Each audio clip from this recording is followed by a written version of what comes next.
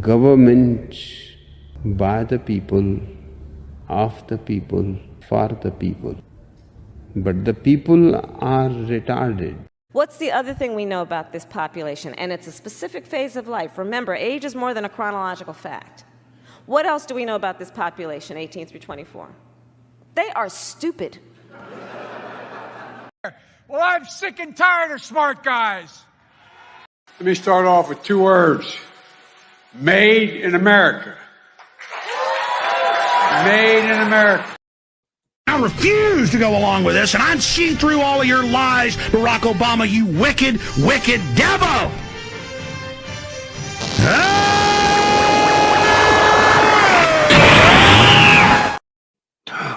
Welcome back to another night of Shtick with Koolfrogg. You know, it's a Friday. It's Friday the 13th. And it was thinking about it as I'm like, I don't have to work. This is the first Friday I hadn't had to work in a while. And I'm like, well, you know, I have to do something. I have to do a show. And I've been, playing with this noon show all week, doing panels, having fun. I'm like, night shows are intended to be news. And though it's Friday and it's Friday the 13th, I'm like, no, it still has to be news. It's a night show. You don't do anything at night other than do news, because we've been having so much fun during the days with these panels, just having, just a good old time, that we just have to continue to do news. So, news it is. Lots of news. Got, I don't know, several, 5, 10, 15, 20, 25-ish articles up or whatever. There's 3 of them, 4 of them that we'll do a Rumble exclusive on at the very end. I'd like to start out by, saying hi to chat before we go too far. It looks like Kathy Trout had stopped in early and said, "One waiting, I guess that is me. I'll chat with myself." I do that already. So, I kind of said, glad you're here, invited her through. Hopefully she's still with us. That was a good 20 minutes ago before the show even started. Thank you for showing up. Glad you're here. Let's see who else. Then we had TR. What's up, TR? Yep. Happy Friday the 13th to you, brother. That's the best. That's the best right there. And Heidi, how's it going? Glad you're here.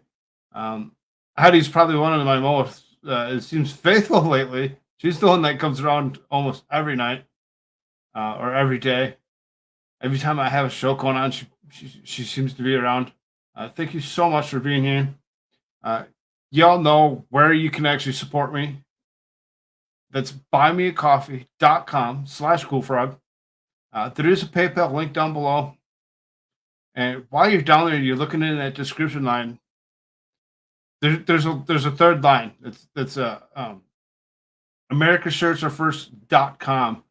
Now, America Shirts, we all know how to get America Shirts here. I haven't talked to him in the last few days. I have no clue where he's at. I have no clue what's actually going on. Let's go. Let's chant him in here. Let's go. America Shirts, America Shirts, America Shirts. Let's go, brother. Let's go. Let's do this. Let's have some fun. Let's do some news. Let's break it down. Let's give him a good time. If you hear me, let's go. Come on. I know you want to join me. I really hope that everything's going okay for him. Otherwise, like I said, I haven't talked to him in a few days. Hopefully that's a good thing. Hopefully he's just been really busy, and life's treating him well. Heidi says that's funny. Kathy Trout. Oh. Not sure I'm not sure why that's funny, but um,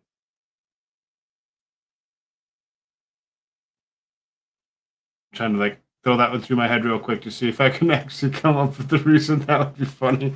I have no clue. I love Friday the 13th. I do too, brother. Friday the 13th has always held a special spot, for me. It really has. Every time I think of Friday the 13th, I think of all the different Friday the 13th that I always made it a point to actually go out to the bars, hang out with friends, drink. I always ended up with new relationships started on Friday the 13th. There's so many things that always occurred on Friday the 13th. It's just amazing what Friday the 13th actually means to different people. And some say, oh, yeah, have superstitions about it. They're like, oh, it's Friday the 13th. They don't do anything. They stay home. They do their own thing. I've always enjoyed Friday the 13th. I always thought Friday the 13th was supposed to be a special day. So we're here. We're gonna have some fun with this, and let's hope that this Friday the 13th is just as memorable as any other Friday the 13th.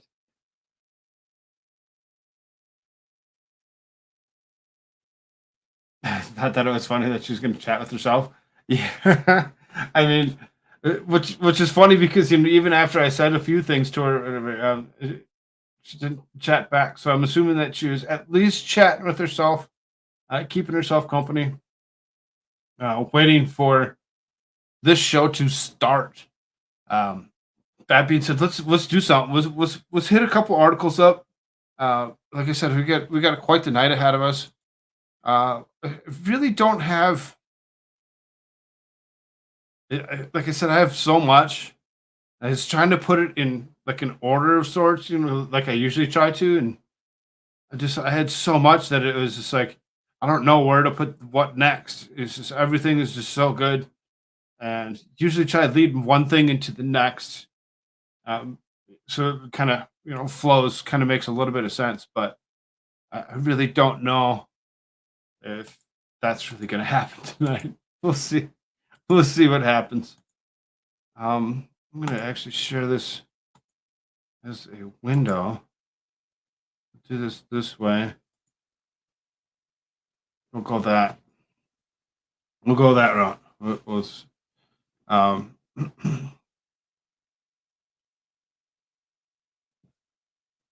I am live on Rumble as well. So if you guys are hitting that like button over here on YouTube, if you're over on the Rumble side, apparently they changed it. It's no longer a plussy.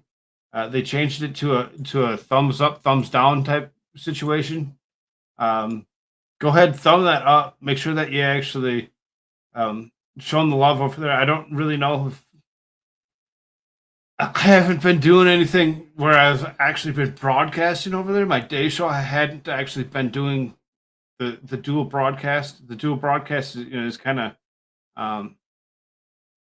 it takes a lot of time to set Rumble up. And I really just it's a pain in the butt. I'll be here, but I gotta be up at 7 a.m. So I might not be in chat, but I'll probably fall asleep listening. Sounds good, TR. Glad you're with us.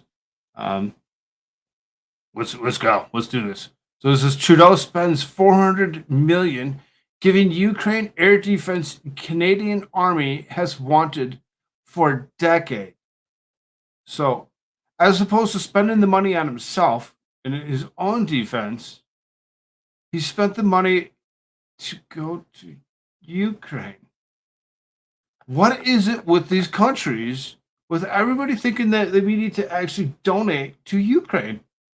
Why are we sending all our money to Ukraine? What is it that everybody else is getting out of this?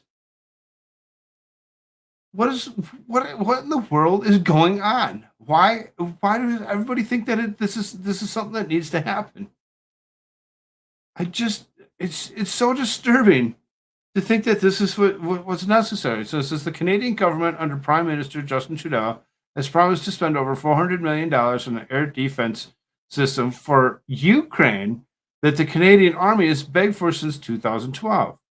Justin Trudeau's Liberal Party government is looking at spending over $400 million to purchase the National Advanced Surface-to-Air Missile System, according to an announcement made on Tuesday by Defense Minister Anita Anand. So, surface-to-air missile systems. So, national advanced ones. So, basically, they're going to go and they're going to spend this $400 million, and instead of actually protecting their own airwaves, they're going to actually go and put this somewhere where it's going to actually protect Ukraine. Why is everybody so concerned about protecting Ukraine? This is bizarre and just keeps on getting weirder. Yeah, that's what I'm saying. Is why? What is the point? What the hell does Ukraine have that we all feel the need to actually spend our millions and billions and trillions of dollars to protect? What are we protecting? I was earlier than my sister called. Non-light. It's okay, Kathy. It's all right. We really didn't make it that far into it. We just seriously started. I said hi to everybody in chat, and I just hit this first paragraph in this article here. So you're really not that late. You're okay. China, North Korea, France. Yeah, I mean, the UN or the UK. When you actually think about it and you actually put everything together, when it comes down to it, NATO. What's NATO? What's NATO and World Economic Forum, World Health Organization? What's all this have to do with each other? And are we ever going to be forewarned on what the ties to each other really are, and what's to come next? Because it seems as if we're spending an awful lot of money to go to this particular country of Ukraine that we shouldn't even be involved in. This isn't our war. This is their war. We're sitting there, proxy warring with Russia. If that's the case, let's just go. Let's go, Russia. Let's do this. That's pretty much the way it should be. Fight off communism again, if that's the case. But it seems as though we've actually gone to the point of actually being part of the communism. It really does. It really seems that there's something really strange going on with that. The United States is NATO. I mean, it is. But when it comes down to it, there's 30 countries that are part of NATO. So anybody does anything to any of these other 30 countries, the United States as well as all these other countries are supposed to actually step up to help each other out, right? But every other country doesn't have the money. They're not spending their money on other places. Now, it seems like Canada just kind of started to step up a little bit and said, okay, we're going to spend some money. We're going to spend some money and we're going to actually, allocate this $400 million air defense system to Ukraine. It just kind of, it's like, well, we need to protect ourselves. We sit there and you're trying to protect Ukraine from Russia, but we're not really worried about ourselves. It seems as we're just kind of, standing back and just being like, oh, it's okay. They're not going to hit us here. They're not going to hit, mainland the States. They're not going to hit mainland Canada. The war's over there. If we keep on just putting everything over there, we don't have anything to protect us here. What's going to be next?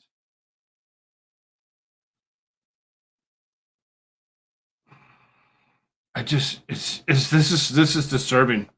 The new defense system, which is a medium-range ground-based air defense system, will be purchased from the United States and given to the Ukraine armed forces for their ongoing conflict in Russia. So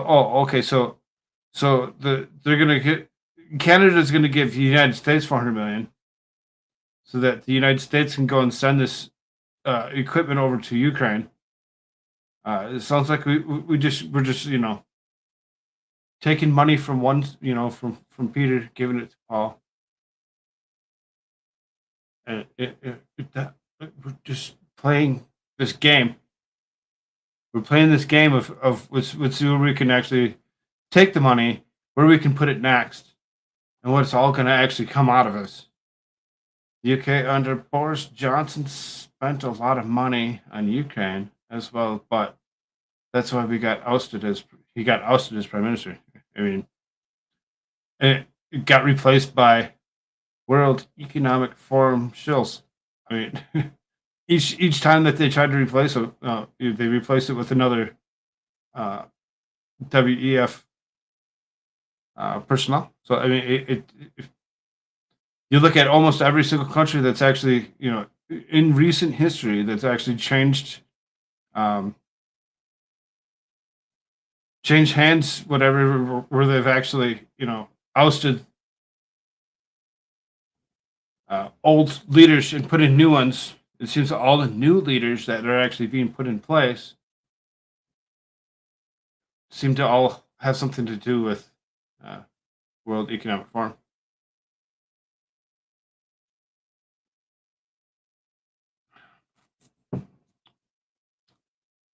Says we have committed over $1 billion in military assistance to Ukraine. Over $1 billion, huh? Just $1 billion? I mean, you want to join us when it comes to how much money we're actually spending? Today, we're moving forward with the first Canadian donation of an air defense system to Ukraine. Canada will continue to collaborate with the United States, as well as other allies and partners, to address Ukraine's defense priorities in the short and long term, including the high capability equipment such as the NASAMS, these surface to air missile systems. There you go. That's a perfect picture. Yeah, let's look at Nancy Pelosi make out with Vladimir Zelensky. That's what we need to see. The Canadian Armed Forces, meanwhile, have been calling on the federal government to procure similar air defense in Canada since 2012, when its previous system was retired. Okay. Previous system was retired in 2012, and they've been asking for it to be replaced. Instead of replacing it, they're going to go and they're going to donate. They're going to donate it to use it in Ukraine. That's perfect. The Trudeau government previously announced in 2018 that it would procure an air defense system for Canada, but it is yet to do so. When questioned on how the government was able to raise cash to pay for Ukraine air defense when Canada lacked a similar system of its own, the Defense Ministry claimed that it was continuing to work towards the procurement of ground-based air defense equipment for the Canadian Armed Forces. The minister, Anand, is committed to getting this done as outlined in the defense policy. Canada has been one of the fiercest supporters of Ukraine President Volodymyr Zelensky and announced $375.7 million in military assistance for a country as recently as last November. Which, $375.7 million is pennies. Pennies compared to what the United States has actually spent. $100 billion?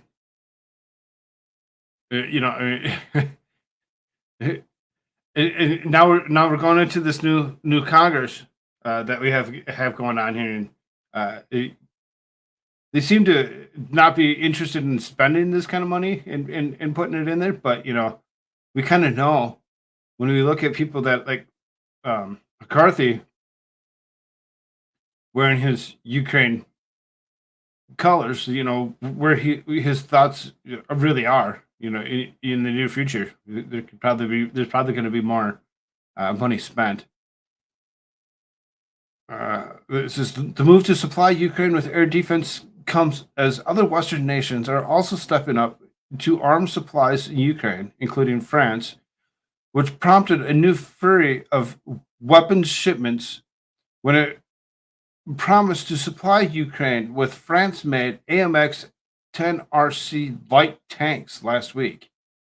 I did kind of catch something about these light tanks that were actually being supplied to Ukraine.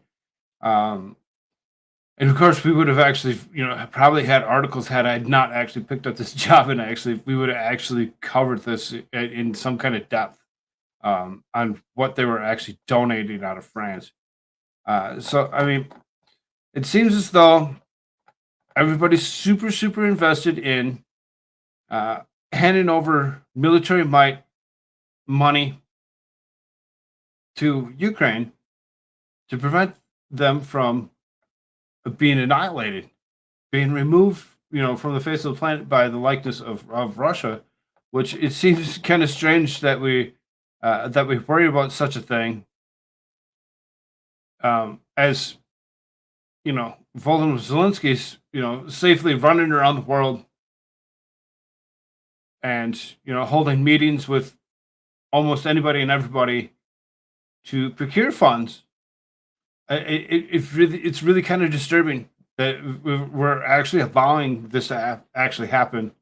And now Canada's gone ahead and they're actually allowing it, it's really gross, really disturbing. 6 likes, 2 concurrent viewers. Hit the like button if you haven't already. I have no clue.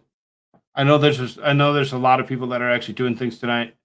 There's game nights going on in different places. There's just Friday night shows. It's Friday night. And you're like, oh, he's talking about news. Yeah, I get it. But at the same time, I hadn't been talking about news all week. I've been having fun on the day show and just having a good old time. So news it is. So we'll kind of kick it up a little bit and move on. So it says, hold on, Schumer blows up on CNN over Biden classified document discovery.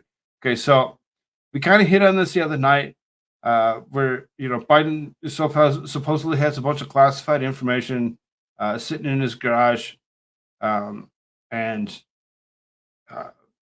the stuff that we had actually been talking about, as opposed to actually talking about these classified documents and what they actually contain. We pretty much talked about everybody's TDS, Trump derangement syndrome. That it seemed most everybody had when it comes to this particular issue, because they're like, well, wait a minute here. Why are we concerned now? With Biden's use of stuff, when we should be worried about it. We should treat it the same as we treated Trump, if not, treating Trump even worse than we previously had. It just, the hypocrisy of the left just really seriously disturbing. It says, hold on, Schumer blows up on the CNN over Biden classified document discovery. So this is Senate Majority Leader Chuck Schumer lost his cool on Friday when discussing President Joe Biden's classified document scandal. During the interview with on CNN this morning, Schumer took offense with CNN co-hosts Don Lemon, Caitlin Collins, and Poppy Harlow of wanting to buzz around about Biden having classified documents in multiple locations. Schumer began irritated after CNN played a supercut of the lawmaker attacking former President Donald Trump following the raid on Mar-a-Lago over documents. Schumer defended his own reactions as entirely consistent, claiming he withheld comment immediately following the Mar-a-Lago raid. Things got tense after Schumer tried to wave off Lemon and dismiss his questions about where Democrats stand on the Biden scandal. Below is a transcript of the exchange. Poppy Harlow says, so, you said the president has fully cooperated, and there's no indication that he and the White House have not. But there's a real question about transparency and what the American people deserve. Senator Chuck Schumer says, the prosecutors will get to the bottom of this, and let them do it for God's sake. So he snaps, for God's sake. When it comes down to it, he pretty much just calls her out.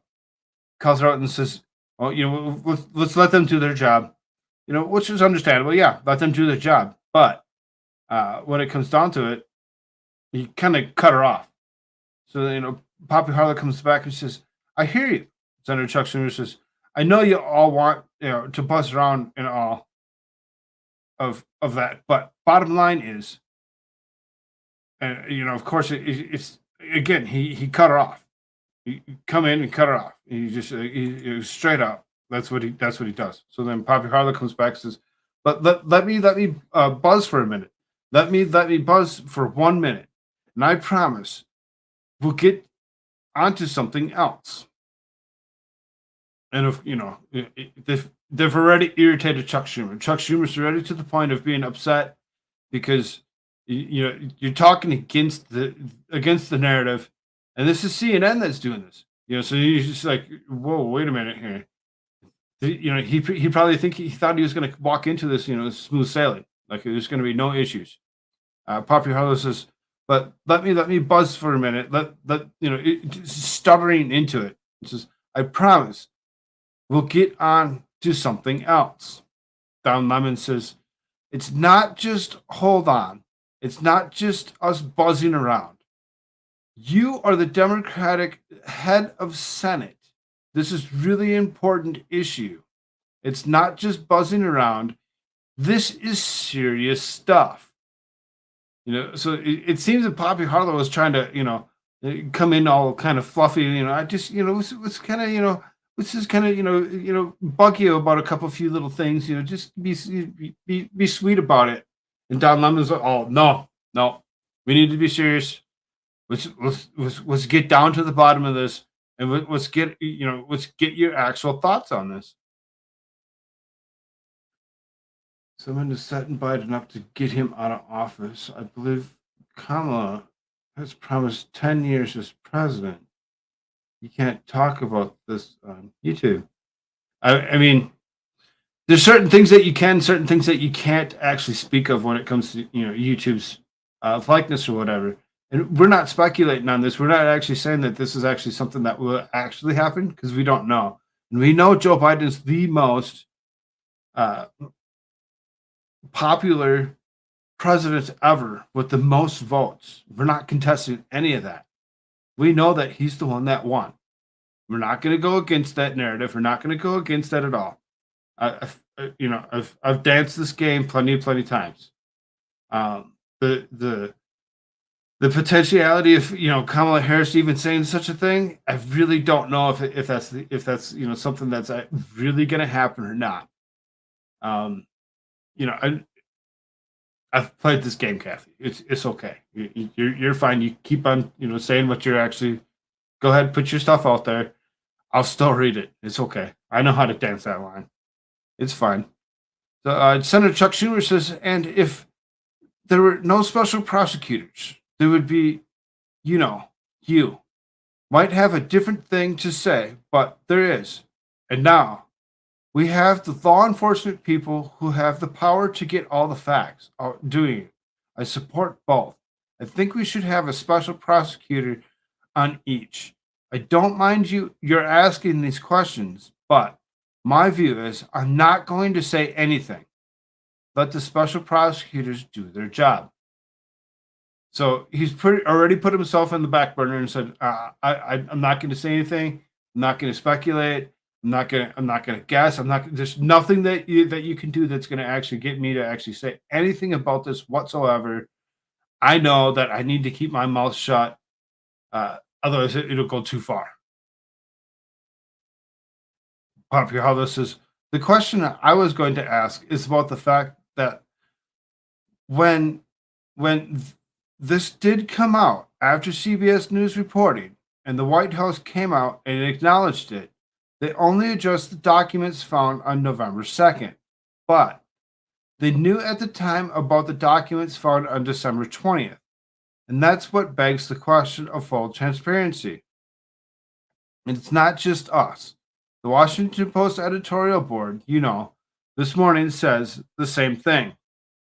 That if the president in this White House answered more questions directly, like that exact timeline, that would, quote, promote trust and preempt this criticism. Would you like to see the White House do that today? Straight up ask the question. Would you like to see the White House do that today? Senator Chuck Schumer comes back and says, I leave everything up to the special prosecutors. Their obligation legally was to report things to the archives the minute they discovered them. Unlike Trump, they did. So Chuck Schumer's TDS comes and flares out. And he's like, oh, but, let's look at the other guy. Let's look at the other guy. Let's not worry about this guy. We don't care about this guy. This guy's fine. This guy we trust. This guy doesn't lie. Let's go after the other guy. Let's go after the other guy and the stuff that he did, the stuff that he tried blocking us from actually seeing and talking about. So immediately flares out with his TDS and just says, let's go this way. We could actually watch the exchange. We're not gonna watch the exchange because we just read through it. We know what's actually going to be said. So this is the White House has confirmed that more classified documents have been discovered, this time in the Wilmington garage in the President Joe Biden. On Thursday, the White House confirmed that the reported second set of classified documents that were found was discovered in the president's garage, right next to that fancy green car that he had there. House Speaker Kevin McCarthy tore into Democrats this week following news of President Joe Biden having classified documents at a private office in Washington, D.C. that he used on behalf of the University of Pennsylvania. So now here's the interesting one. We kind of covered this the other night, is the ability to classify and declassify things. Trump, as president, has the ability to classify and declassify his own stuff. Joe Biden was only vice president when this was occurring, had no abilities at all to classify or declassify anything whatsoever. So you can point fingers at one and say, oh, it must be that or it must be this, but then you really seriously have to look into it and you have to pay attention to who had the ability to do something about it and who didn't.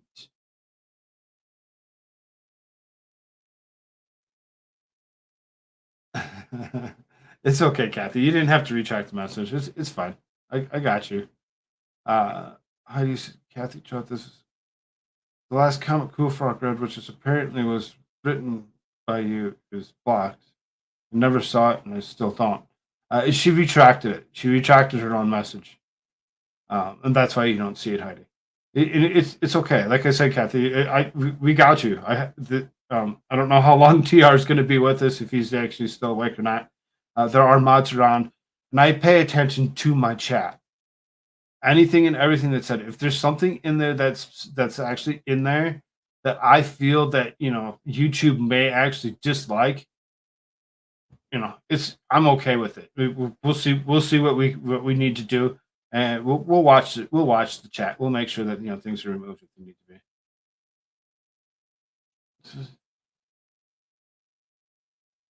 There are no cuss words or anything. Yeah, no, she retracted them herself. Okay, you understand that. Yeah. So let's see. So then it says, during the appearance on Fox News, McCarthy spoke about the latest development and what Republicans are planning to do now that they control the U.S. House of Representatives. Quote, they have to eat their words, but the hypocrisy. Think about this. They have gotten away with so much for so long. This was discovered before the last election, just like the laptop. They think they can lie to the American public. They think that they can control the media and control companies and to shut down if one media company writes about it. They think they're above the law. Why weren't they raided? Why didn't they have the FBI coming in? Why didn't he on 60 Minutes say, well, I understand that because I bet I have the same problem. So McCarthy alluding to, why shouldn't we have actually done the same thing that we did to Trump and actually go and raid somewhere is because supposedly Biden actually said, I know that I have things, so, okay, let's not go raid you. Let's not go look for your information. We'll just slowly wait for it to actually come out, and then we'll talk about it then. I think Ricardo Law got a strike for comments. I retracted it after Heidi said that she couldn't see it. No, it's okay, Kathy. I get it. There's three people: Nick Ricada, Captain Corey, and me, Koolfrogg. The three of us are the only ones that I know of that have actually been completely and totally yeeted from YouTube. This channel has been struck so many times, removed like all likeness from YouTube completely. Like I couldn't access YouTube whatsoever. I couldn't join anybody's chat. I couldn't say anything. I couldn't do anything. It is really something when it comes down to it. This channel has been yeeted before, and I had fought to get it back. And I'm back. I'm here. There's certain things I know what I can say and what I can't say. I've dealt with this for a better part of the year of, fighting with algorithms, trying to figure out what I can and what I can't say, how far I can go, and what kind of information I can actually share with you, and what opinions I feel that I should be able to actually share. It's really something. It's really amazing. Look at that. Hey, White Rabbit. Hey, Miami Spice. Good to see you both. I'm glad you're here. So anyway, that was McCarthy actually kind of, going around about way of actually saying, just before elections, this is hidden. We knew about certain things. We knew about the laptop. There's so much that we knew about. But we just kind of went away from it. And we just kind of, alluded that everything was just, it's okay. It's okay. Don't worry about it. Let's hide it for now. Let's get what we want out of this. Let's win and fortify these elections and actually get to the point where we need to be before we actually bring out any of this, because we can bring it out later and other things. Like what Kathy had said with Kamala or whatever, and the potential of certain things like that actually happening. We don't know. It's very interesting. So let's just continue. It's just, did Barack Obama have the same of this when he was writing his when he was writing his book? Did Hillary Clinton have some? Do you know? And you know what?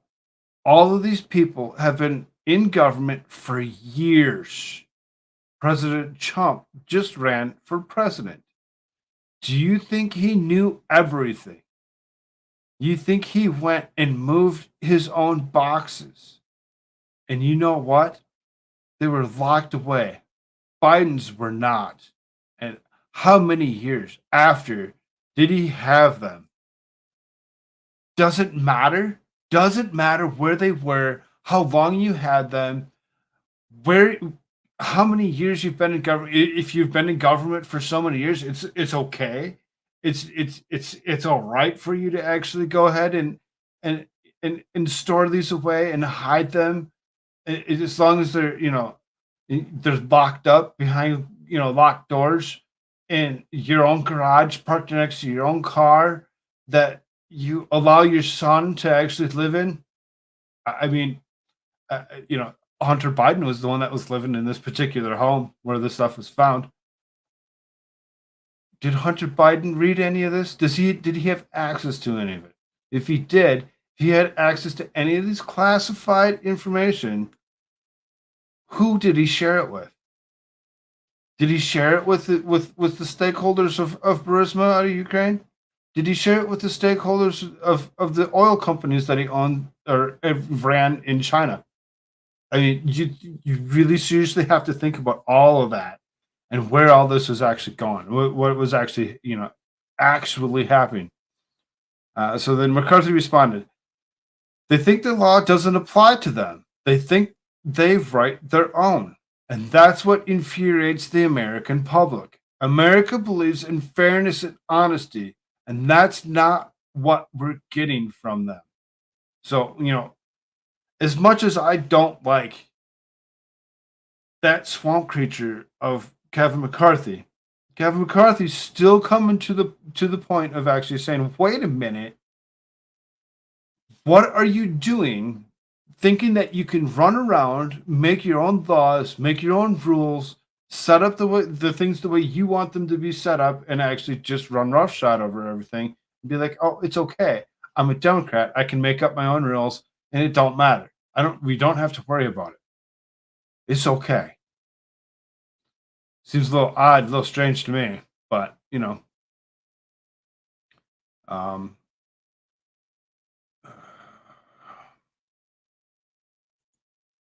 so then, to kind of stay on topic a little bit here, to continue with these documents and what these documents actually contained, if they contained anything that was actually necessary or of use. So that is Victor Davis Hanson on Fox suggests that the topics of the documents held by Joe Biden were Ukraine and China. Ukraine and China. Again, I just brought up both of these places that have ties to the first son. Really? We're not concerned what these documents actually contain? Because, oh, it's okay. It's Joe Biden. He doesn't lie. Yeah, right. He is the biggest liar that we know. You go back and you look at everything that guy's ever done, and you really take a deep, dark look into everything that he's ever done. He is the most traitorous, plagiarist piece of crap on the face of the planet.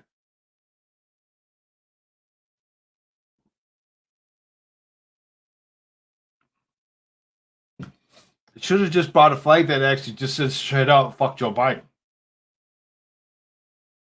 But I didn't. I went with the play on words of let's go Brandon, because it just makes it all that much more to the point of that's what we actually mean. Fuck Joe Biden, piece of shit. I need to keep my mouth shut. I can cause trouble. It's really dependent on where you're actually trying to go with this, Kathy. Like I said, I'm fine. I'm fine with you actually saying what you feel and what you want, because I'll read it.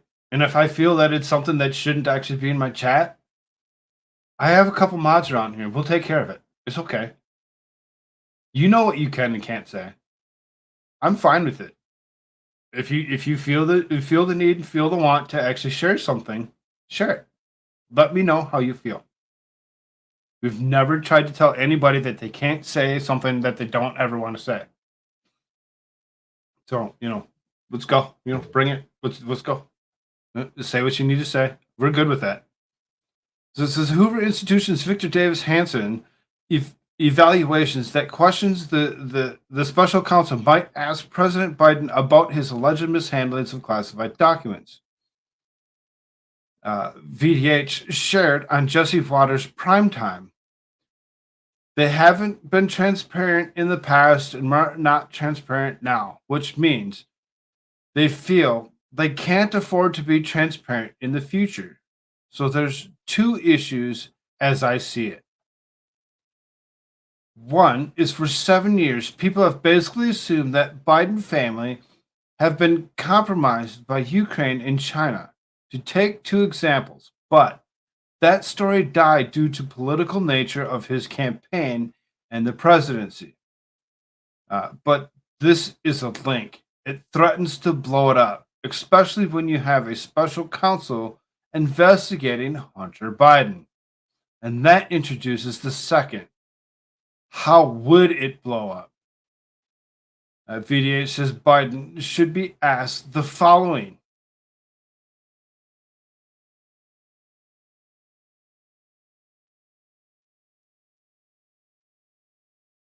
I see you, Kathy. Keep going. It's all right.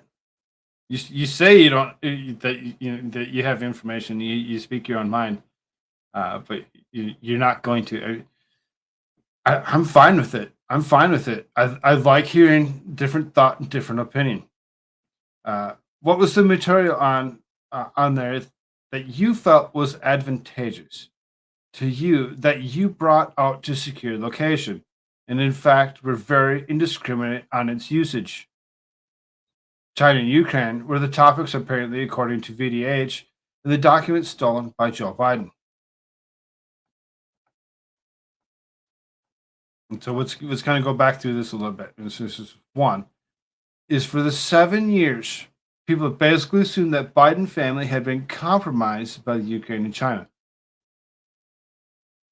We've basically assumed. I mean, we didn't basically assume anything.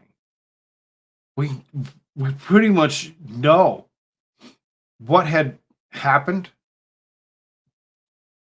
why things were actually not really being investigated, why they were being hidden, and it was to do exactly what they had done. Now, we know that he's the most legitimate president ever. So, it's not about that. Not at all. It has nothing to do with that whatsoever. No. It's all just speculation on our part that we just assumed that the family was compromised. I mean, there wasn't anything that was happening in Ukraine, before. It just so happened to be that when we that Trump was there for 4 years and nothing happened. It just so happened to be the second that this guy took office that Russia attacked Ukraine. Seems very suspicious when you actually think about it, but we can't really question it completely, especially here on YouTube. Here on YouTube, they're like, oh well, you have to really watch what you say, what you think, how you actually gonna voice your opinion on things. It's really something. It's really kind of disturbing when it comes down to it, that what they're actually still holding back and telling us that we can't actually talk about. Now, as we speak about this kind of stuff, if you want to support me immediately, go to buymeacoffee.com/Koolfrogg. I'm not quite monetized yet. I am over the 1,000 subscribers. But I don't get monetized until the 17th. I can't apply until the 17th. I got another 4 days before that happens. If something actually happens to this channel, guess where you find me? Rumble. Did I ever stop? Nope. I never stopped. I was still over there. I was still on Rumble. I'm still doing my thing. I'm not going to stop. I'm not going to stop just because, they want, me to, be held down on what I'm actually saying.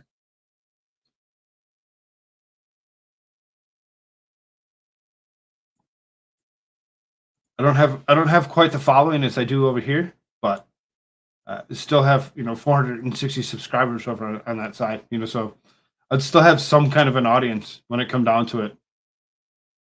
So like I said, if you want to support me, let's do it. Support me.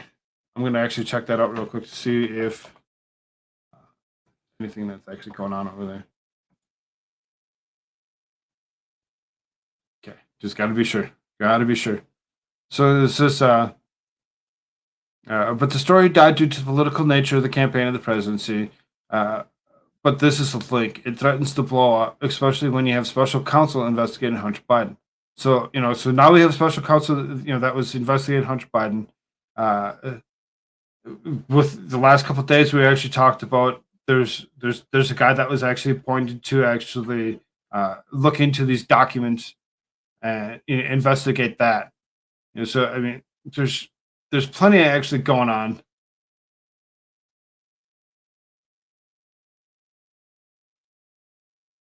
I will soon. I won't ever do super chats. I won't pay Susan. And I'm with you on that one. I'm with you on that one. Paying Susan anything is ridiculous and pointless. Don't do it. Don't do it if that's something that you don't want to give her 30%, because that's a lot of money when you think about it. She wants 30 cents on the dollar. That's ridiculous. Broke till payday. No, it's good. If you can't afford to do it, don't do it.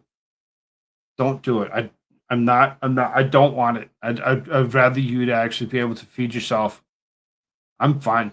I do have a job, so as far as that goes, I'm doing just fine. Do I want the support though? Yeah, absolutely.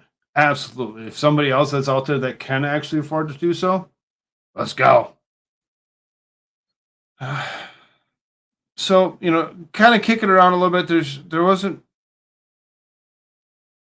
there isn't anything left that I had for articles to go along with that stuff or whatever. So, I mean, we'll continue to pay attention to these documents and to the investigation and what's actually happening. We'll continue to actually speak of some of it. We'll see what happens next. It should be interesting to continue to pay attention to our current resident and see if what comes out of that next. So there's a couple things that actually come out of this current Congress within the last week or whatever that was fairly interesting. After they passed the rules stuff or whatever, they did actually go and they passed something to do with the 87,000 IRS agents through the House, and they did this one, this committee to designated to tackle challenges on genocidal Chinese regime. It's kind of interesting. So you see here it says Representative Ayanna Pressley votes against bipartisan committee designed to tackle challenges posed by genocidal Chinese regime, says it will put lives at risk. So it says Representative Ayanna Pressley, Democrat of Massachusetts, voted against the formation of a bipartisan select committee designed to monitor and keep in check the genocidal Chinese Communist Party, whose victims have predominantly been the Chinese people.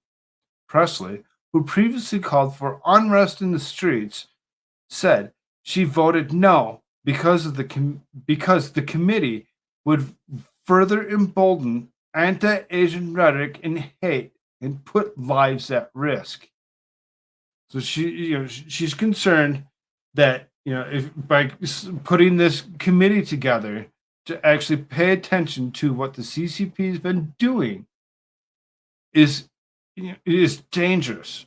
It's dangerous, and it pushes hate towards Asians. Well, no, not really, not all of them. We like all people when it comes down to it, but when it comes to certain things, like the genocide of Muslim Uyghurs, I think there's a lot of us that are actually against such a thing. There's a lot of us that are disturbed to the point where we're against what they have to actually say, or what they've actually been doing to these people. We really don't like what they've actually been doing. It's been going on for quite some time. This isn't something that's just fresh out of the, it's something new here. No, this is old news. This has been around for a while. It's just that it hadn't really been talked about because of exactly this kind of stuff here. Their rhetoric saying, "Oh, but it goes against it's anti-Asian rhetoric." And it's like, no, wait a minute here. It's not anti-Asian. It's anti genocide. It's anti. Let's stop them from actually doing the stupid shit that they're doing. Why are we allowing this? It's just history continuously repeating itself over and over again with removal of certain types of people because others don't like them. You can't do that. That's not fair. You can't sit there and dictate what people can do, think, and you know how they look, and remove them because you just simply don't like them. So it's just, what is the background? So this Republican-led House established a select committee on strategic competition between the United States and the Chinese Communist Party on Tuesday by passing H-Res 11 by a vote of 365 to 65, with 219 Republicans and 146 Democrats voting in favor. The committee, to be chaired by Mike Gallagher, Republican out of Wisconsin, is tasked with investigating and submitting policy recommendations concerning the status of economic, technological, and security progress in the Chinese Communist Party in its competition with the United States. The Pentagon noted in its October National Security Strategy Report that China is the only competitor with both the intent to reshape the international order and the increasingly the economic, diplomatic, military, and technological power to advance their objective. They don't like that the United States is quote unquote number one, which I don't believe we are. I don't believe we are actually number one. I believe that China had already been really close to actually being one of those top competitors for all these reasons that are listed here, for these economic, technological, and security progress. So everything that's there, when it comes down to it, they've been fighting for this for a while. They're against us. They're being what we call number one. I don't see the United States as being number one. I really don't. The Pentagon noted not. So it says Gallagher wrote an op-ed stating that the House will stand with all those in China oppressed by the regime while advancing policies with both deter war with a decade and set long-term path for victory in this new Cold War. Citing the CCP's cover-up of COVID-19, silencing the whistleblowers like Dr. Li Wenling, aggressive theft of American intellectual property, rampant human rights violations, increased aggression towards Taiwan, growing influence in South America, and acquisition of U.S. farmland. Now, acquisitions of U.S. farmlands, almost everywhere. Almost everywhere. You look at the acquisitions that they've actually made across the whole United States. It's amazing. We're not actually contesting that they actually did anything with the Koof at all. This is just an article that's at hand. So when it comes down to it, are they covering anything up? Maybe, maybe not. We have no clue. We have no clue what's actually happening. We're not going to speculate, and we're not going to actually say, oh, we know, because we don't. We have no clue what's actually happening. But this committee is going to actually find out. This committee is going to actually dig into it and actually figure out what's exactly happening, and they're going to let us know what's going on. White Rabbit, good night. Sleep well there. You guys have a good one. This committee, formally organized at the end, will not just take into account the security threat that the CCP poses, but per Republican House Speaker Kevin McCarthy's suggestion, investigate how to bring back hundreds and thousands of jobs that went to China and win the economic competition. I don't see it as being a win for anybody when you force companies to sell out from where they're at and push them to another country. I don't see that as being a win for anybody. Somebody still loses. Always. Democratic Rep. Adam Smith said on January 10th, China is undoubtedly our greatest competitor, and the United States must balance strategic competition and careful cooperation to advance our economic interests and tackle global security challenges. Adding House Democrats' participation in the Select Committee is the best way to make it as productive and useful as possible. And for that reason, I voted today for its establishment.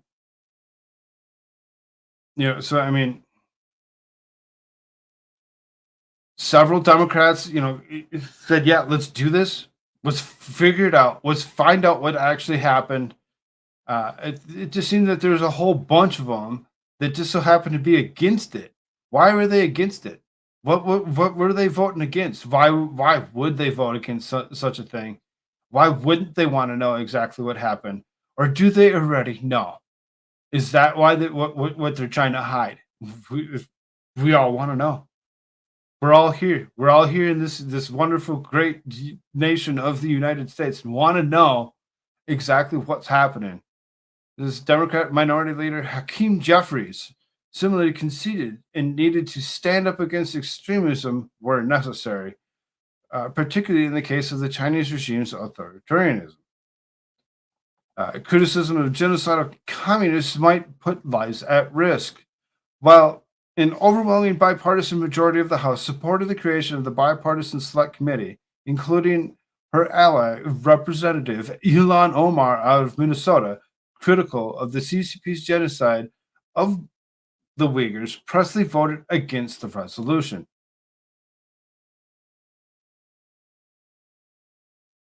Ilhan Omar actually voted for it and was okay with it. Wanted this to actually be, put together. So I mean, voted against, her own group of people or whatever. This that they've created. It seems like each side is kind of divided, into small groups. You got the Freedom Caucus, you got these. You got the left, and then you got the far left, extremes. There's extremes on both sides. There isn't just extreme right and just left center. It's not how it works. There's quite a bit of division on both sides of that. So Presley told CNN, "We have enough infrastructure and governance to tackle those issues, and we don't need a select committee. That is why I voted no, because I'm afraid that I will embolden anti-Asian rhetoric and hate. I voted no because, again, it's another sham effort here," she clarified. "It's really clear that this is just a committee that would further embolden anti-Asian rhetoric and hate and put lives at risk." I mean, I don't really see it actually putting lives at risk, other than maybe actually putting less Muslim Uyghurs at risk, taking them out of risk. I mean, there's a lot of thought to go along with that. You really seriously need to actually start thinking why these people are doing this, the stuff that they're actually doing. So you see that she actually held a little meeting with CNN, crappy news network, or China's news network, or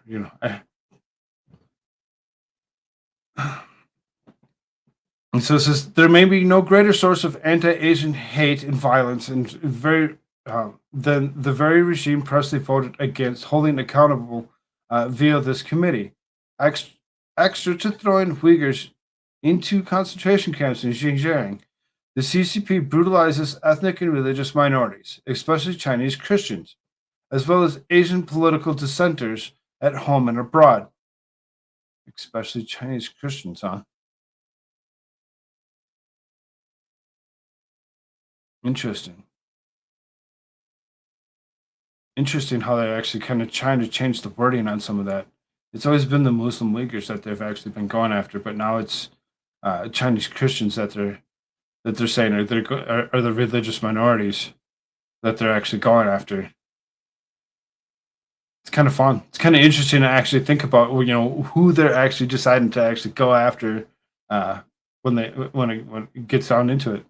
So this is a September report with the Safeguard Defenders revealed that the Chinese regime has been stationing communist police stations in the U.S., Canada, Europe, and elsewhere across the globe. Communist agents hunting Chinese descendants and expats reportedly use these stations as headquarters for their unlawful operations. I don't think it's fair for any country to put their own regime stations anywhere. I don't care what group you're part of, what group you're from. You don't get to do that. That's not for you to actually do. For you to sit there and hunt down, Chinese descendants and expats across the globe in every country. Who gives you the right to do this? Doesn't mean just because you think that you should have the right to do it doesn't mean you should. FBI Director Christopher Wray, this guy again, confirmed during a Senate hearing in November the Chinese agent had been operating in American soil and conducting intimidation, espionage, coercion campaigns, usually targeting Asian Americans and former Chinese nationals. Presley was joined by other so-called progressives in Congress in voicing opposition to the formation of the committee. 23 House leftists, including the Massachusetts Congresswoman, issued a joint statement on Tuesday claiming, "We are concerned about the direction of the committee given past statements and actions of Republicans in the hands of the President Trump and congressional Republicans. Reckless and prejudiced rhetoric and policy contributed to the rise of anti-Asian sentiment across the country and a 339% increase in anti-Asian hate crimes in 2021. Now, when you actually seriously dig into it and you actually look at at the majority of that, it's not Trump supporters really. It's not the quote unquote white man that's against it. For them to actually spew this hate towards the white man and say, oh, it must be the white man that's doing this. It's not really that. We've actually seen several times. We've actually covered it in the last year several times that Asians had actually been quote unquote hate crimed. It just so happens to be by particular, the smaller minorities that aren't white. It seems that those are the people that are actually attacking the Asians. They're the ones that are actually going after and causing troubles. And it just so happens to be, strangely enough, leftists that are actually going after him. So for the left to actually say, "Oh, this is all it's doing," is thank you for projecting the stuff that you've already been dealing with.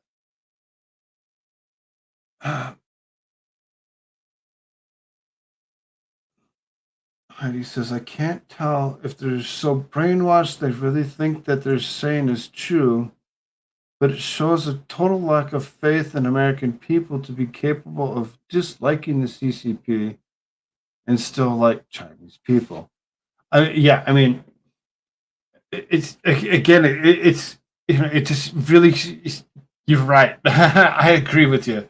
It's really, really odd that it's actually gone to that point that they just assume, oh, you're just gonna hate all Asians. No, we like Chinese. We like Chinese people. We like Vietnamese people. We like everybody. Every single person on this planet deserves to actually be on this planet. For somebody else to decide that, oh, if you create this to go after certain factions, groups such as the CCP, that's spewing hate. You're just spewing hate. No, we're not. We're actually wanting to protect the people that they're actually genociding. The statement neglected to mention that the rash of anti-Asian hate crimes has occurred almost entirely in Democratic-controlled cities, or that, per a New York Times report this week, Asian Americans are embracing the Republican Party as the counterforce to the hateful violence spreading in the majoritively Democratic cities.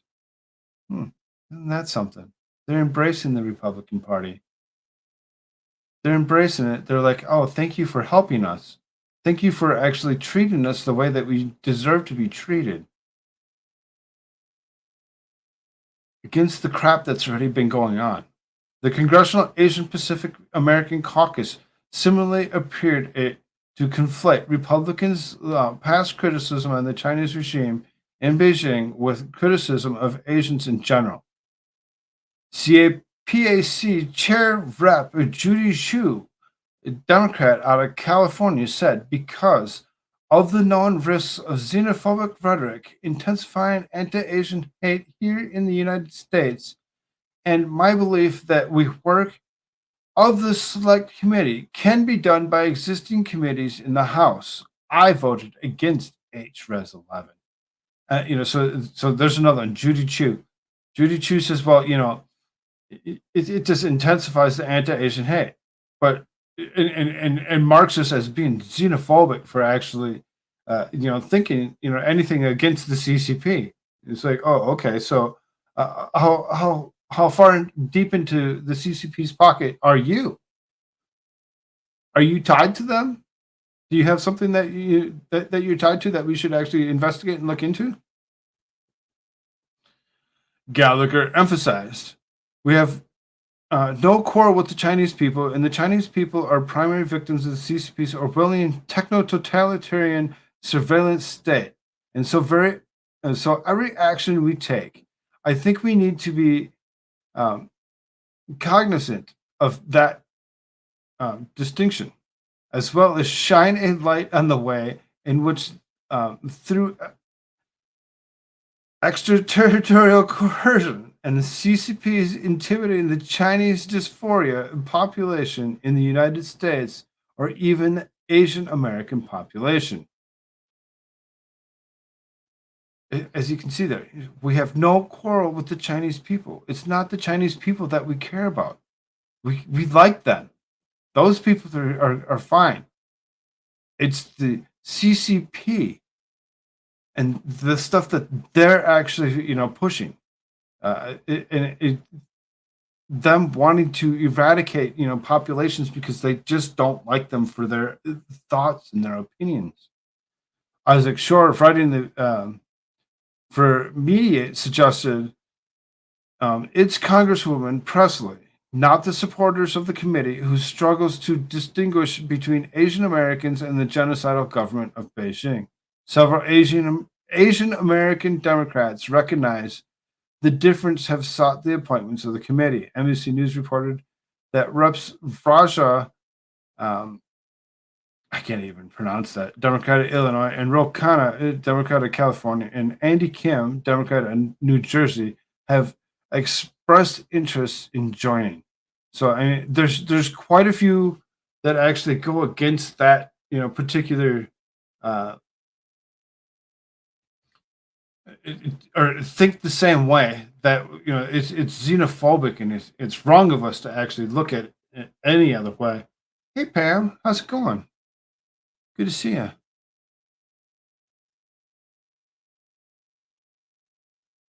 I think you got it right. I think it's projection. Yeah.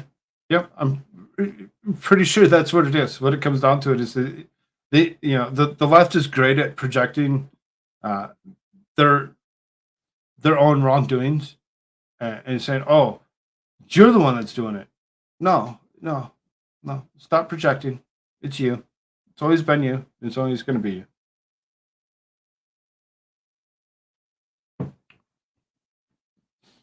I think before I move on to the next article here, we'll go. I'm almost out. I was going to go out and I was going to buy a bottle and I took a nap instead. So it's probably a good thing. It's probably a good thing. It's probably more needed than more booze. But I'm going to take this shot because I can. I think there's a couple here. Yeah, maybe a couple.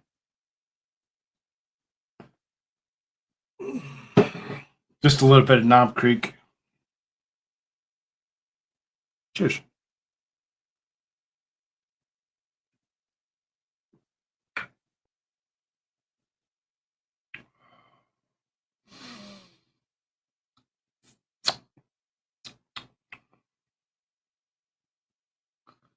So, there seems to be a lot that's actually going on with this current Congress, and I really enjoy it.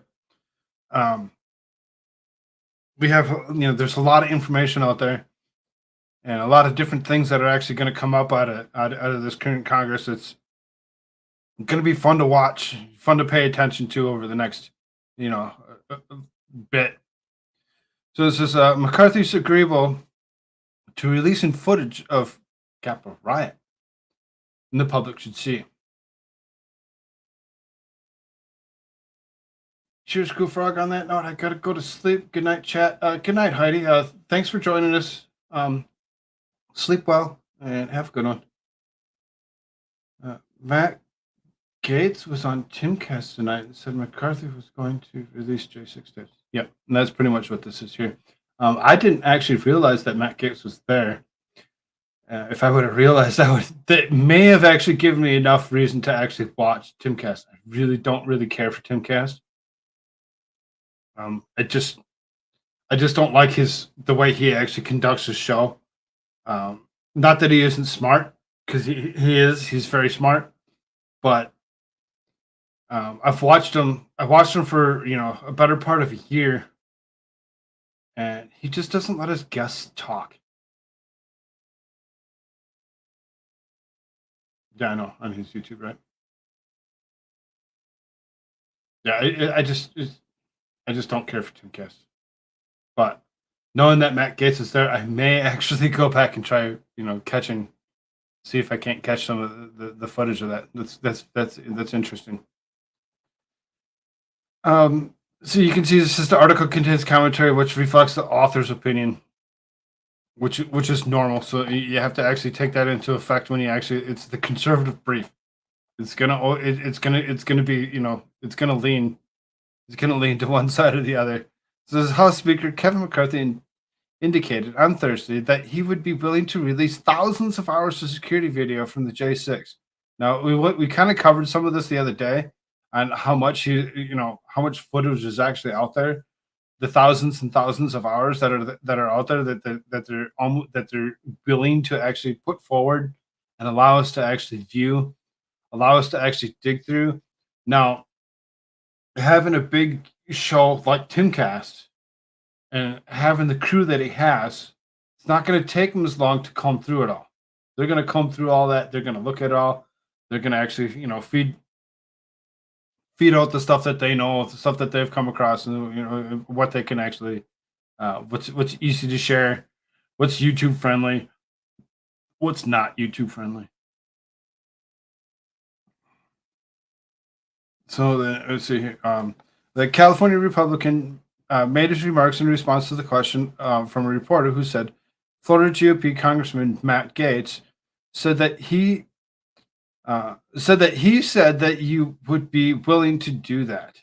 Yeah, I think the public should see what's happened on them, McCarthy said. So McCarthy's totally for sharing I would say it was 400,000 hours of footage that was actually held, suppressed, and not allowed to actually be viewed during the Unselect Committee's push to actually, remove Trump from ever being able to run for anything ever again. I watched what Nancy Pelosi did, where she had politicized it. Wherefore, the first time in history as a speaker, not allowing the minority to appoint to a committee to pick and choose, McCarthy added, we watched the politicization of this. I think the American public should actually see all what happened instead of a report that's written for a political basis. So as opposed to being, driven by the left to actually say, okay, this is what we want you to see. This is all we want you to see. This is the only thing that actually happened.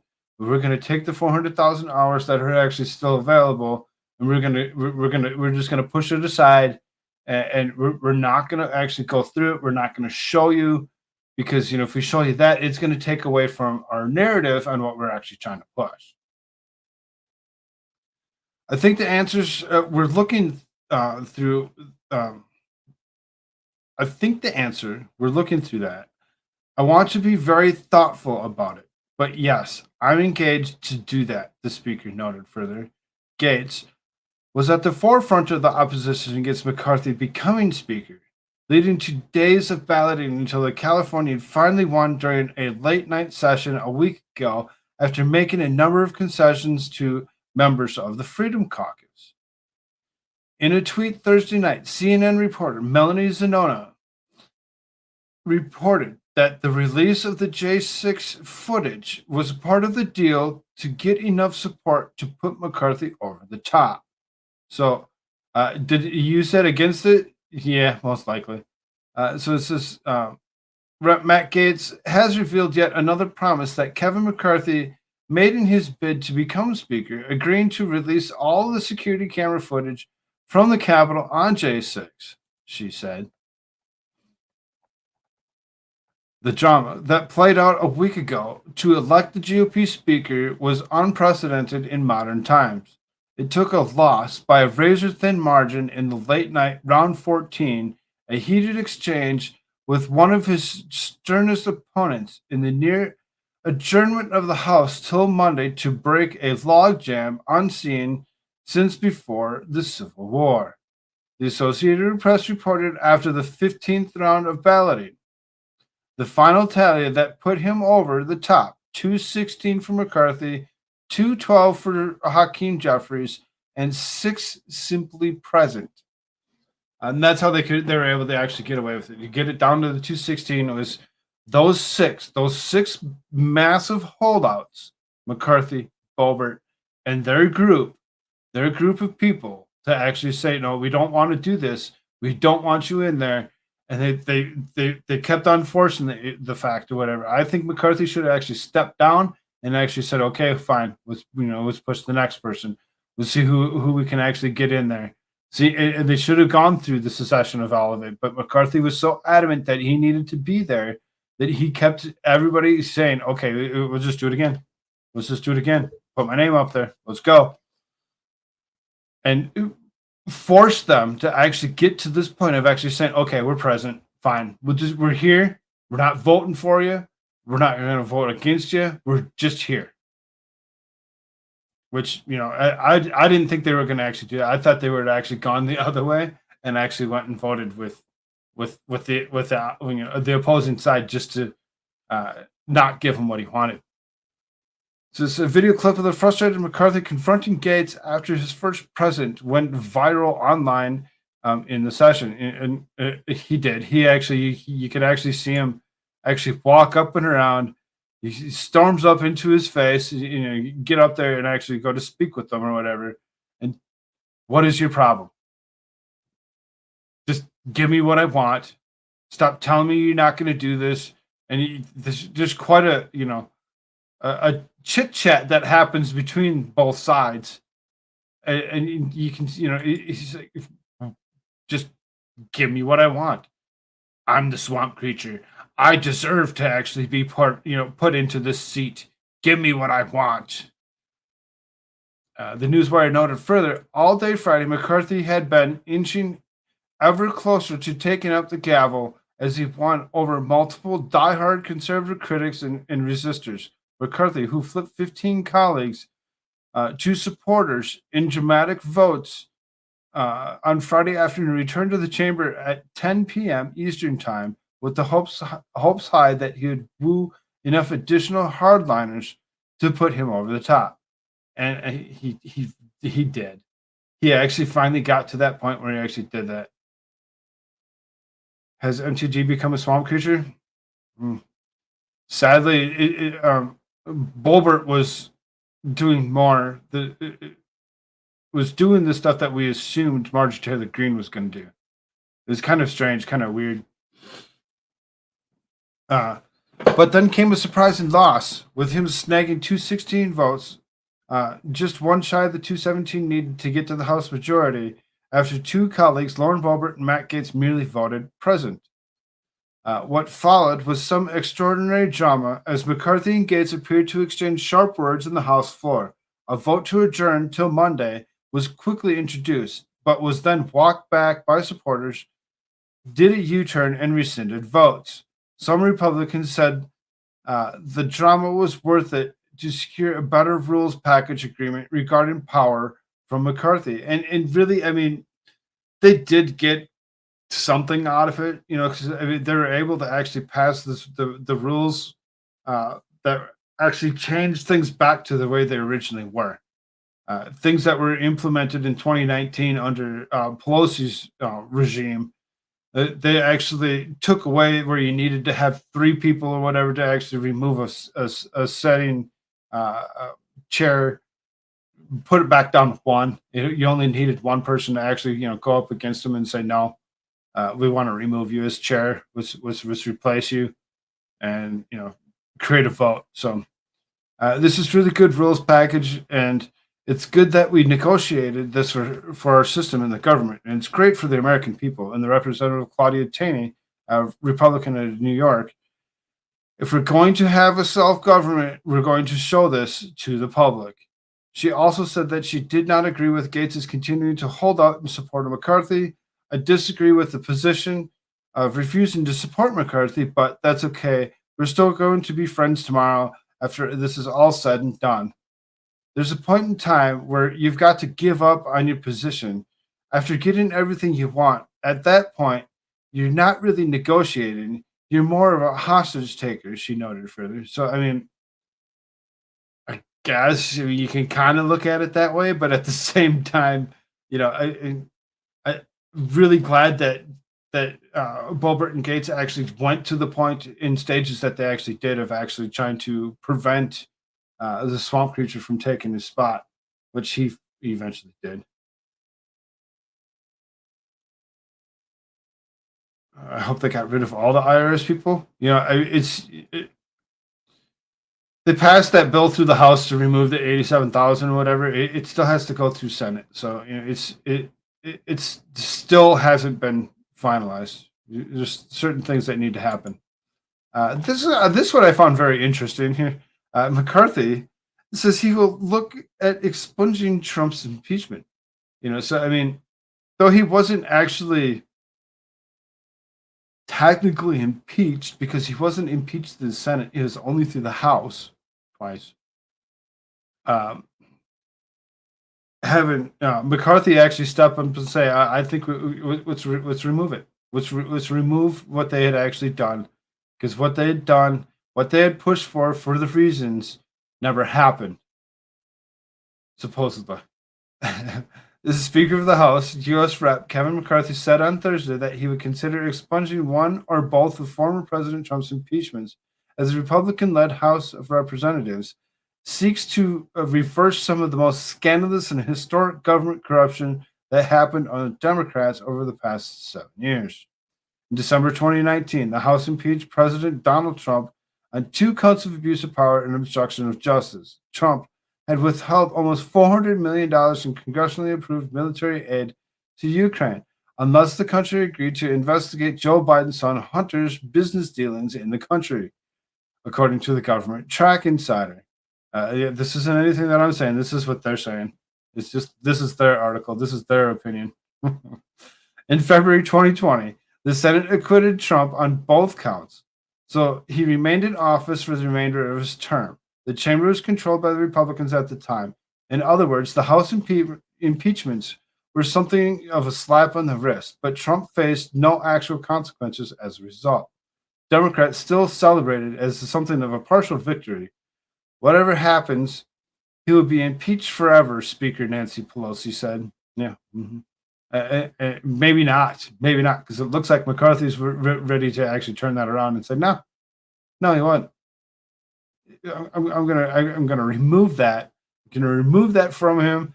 It's no longer going to be a thing where let's strike it from the records that ever happened. It's interesting in itself when you actually comes down to it that McCarthy's actually gone to the point of actually saying that he would do such a thing. To a point, because we know that Trump actually was saying that they needed to stop what they were doing and actually just install McCarthy anyway. So as far as that goes, Trump was in support of McCarthy actually being the swamp creature that he is. Others felt differently. Should they expunge the impeachment of the House? They should, because it was a hoax. Trump said. These are Trump's words, not mine. Moose Maneuver, I just uploaded a monograph music video. If anyone needs some May in their life. What the hell? Okay. Thanks, Moose Maneuver. I don't really care. I really don't. Monty's. It's not something that I really care to talk about. I let him be himself. If that's what he likes to do, fine. I don't care. What the resolution does. A new House resolution would retroactively reverse and expunge Trump's 2019 impeachment charges. Would that even be allowed? Nothing in the Constitution explicitly precludes Congress from taking an impeachment back, although neither the two other House impeached presidents in history, Andrew Johnson and Bill Clinton, saw their charges expunged. But there's an arguable precedent in 1837 when the Senate in 1837 officially reversed its earlier 1834 censure of President Andrew Jackson. The new measure was introduced in the House on March 29 as HRS 1010 by Rep. Mark Wayne Mullen. Supporters argue that the impeachment was wrong in the first place, and it's never too late to do the right thing. This impeachment was an unimaginable abuse of our Constitution. Rep. Mullen said in the press release, Democrats in Congress put politics over country and throw all democracy out the window to unseat our president. This is exactly what our founding fathers warned against. While we cannot undo history, we can make it right. This resolution will bring credibility back to the impeachment process and ensure this manipulation never happens again. As you can probably guess, Rep. Mullen voted against both impeachment counts at the time. Of course he did. Quote, I would understand why members would want to bring that forward, McCarthy said in response to a question at the press conference on Thursday before listing off several other key priorities of the House Republicans. But I understand why individuals want to do it and would look at it, he added. The Hill reported in other details, on more details. In the last Congress, a group of more than 30 House Republicans led by Mark Wayne Mullen put forward a resolution to expunge Trump's impeachment in the wake of the J6 attack on the Capitol. The resolution was supported by a fourth-ranking Republican in the House, Republican Conference Chairwoman Elise Stefanik.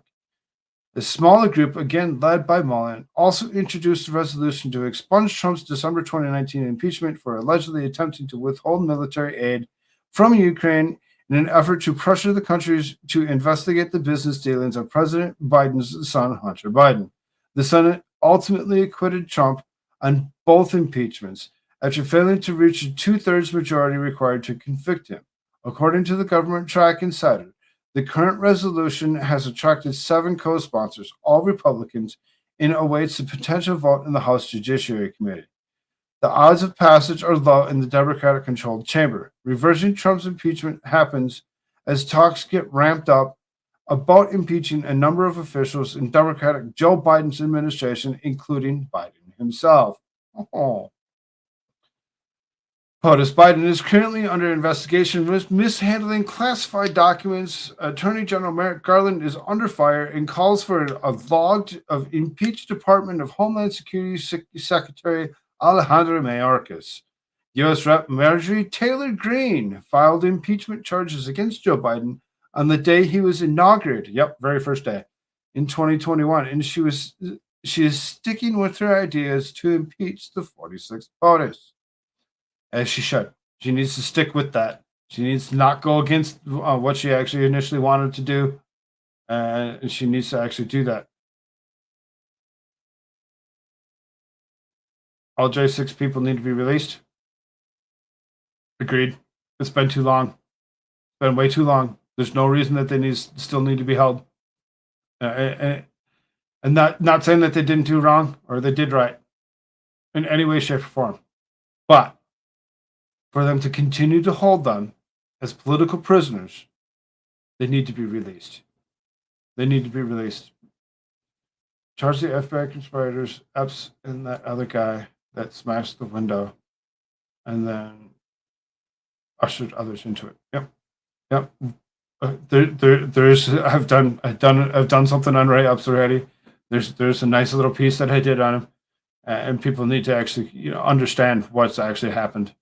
And not saying that it was a good thing, because it wasn't. It was a bad thing all around. But people need to be informed on exactly what did happen.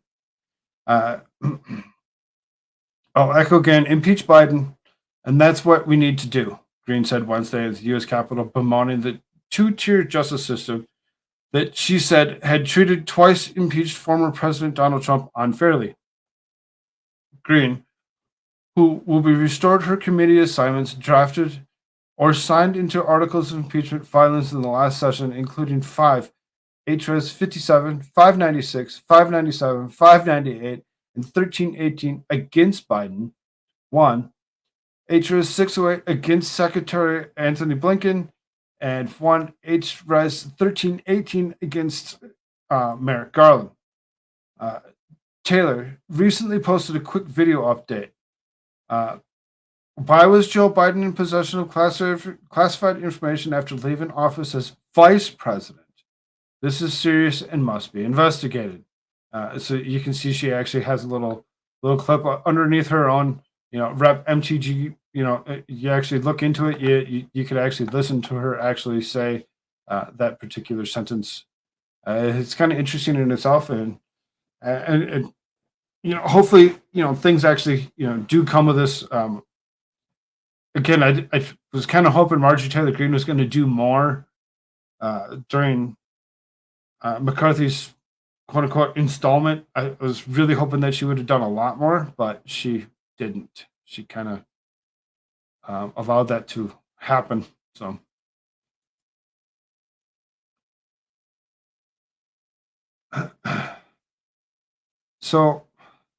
to kind of stick along with some of this or whatever, so this is Schumer Jeffries call for MAGA Republicans to avoid default. Senate Majority Leader Chuck Schumer and House Minority Leader Hakeem Jeffries issued a joint statement Friday calling for Congress to avoid a potential default forced by extreme MAGA Republicans, the opening salvo in what will be a months-long battle over raising the federal debt limit. Now we're concerned. Also, now we're concerned about the monies that are actually being spent. The last 2 years, nobody cared. Last 2 years, nobody cared about the dime that was being spent. They hit it, told us that it was actually already paid for. Everything was all good. Don't worry about it. We're doing just fine to us, and we're like, oh, you passed a bill. Oh no, you just spent $100 billion. What about the $100 billion that we put towards places like Ukraine? What the hell? What? All of a sudden we're like, oh no. The Republicans are spending money. You can't spend money. You spend money, it's bad. So lawmakers on both parties predicted the Democratic-controlled White House and Senate were headed for a showdown with newly elected Speaker Kevin McCarthy over the debt limit after McCarthy pledged the House conservatives last week to attach spending reforms to debt limit legislation. Schumer and Jeffries called for Republicans to move quickly on debt limit legislation without having to go through lengthy and arduous spending negotiations, as Congress did 3 times under President Trump. Congress must act on legislation to prevent a disastrous default, meet our obligations, and protect the full faith and credit of the United States. A default forced by extreme MAGA Republicans could plunge the country into a deep recession and lead to an even higher cost of America's working families and everything from mortgages to car loans to credit card interest rates, the Democratic leaders said in a joint statement referring to former President Trump's slogan, "Make America Great Again."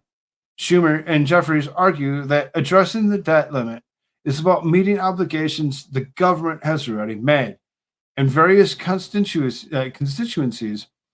such as Social Security recipients and veterans. The debt limit was increased by bipartisan way 3 times when Donald Trump was president, twice when Republicans had majorities in the House and Senate. This time should be no different. We didn't care about the last 2 years. We had no care, no worries, no nothing. It wasn't a thing. I just don't get it. Hey, Alan, how's it going, bud? Good to see you, man.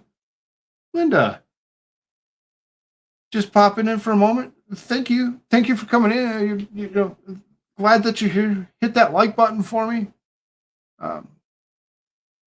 Help me push this algorithm through, whatever, and see if we can't, get some more viewers on this. They noted that Democrats want to move quickly into the past debt limit legislation, so there's no chance that they're risking the catastrophic default, and alluded to the nation's credit downgrade in 2011 over the prolonged standoff over raising the debt limit.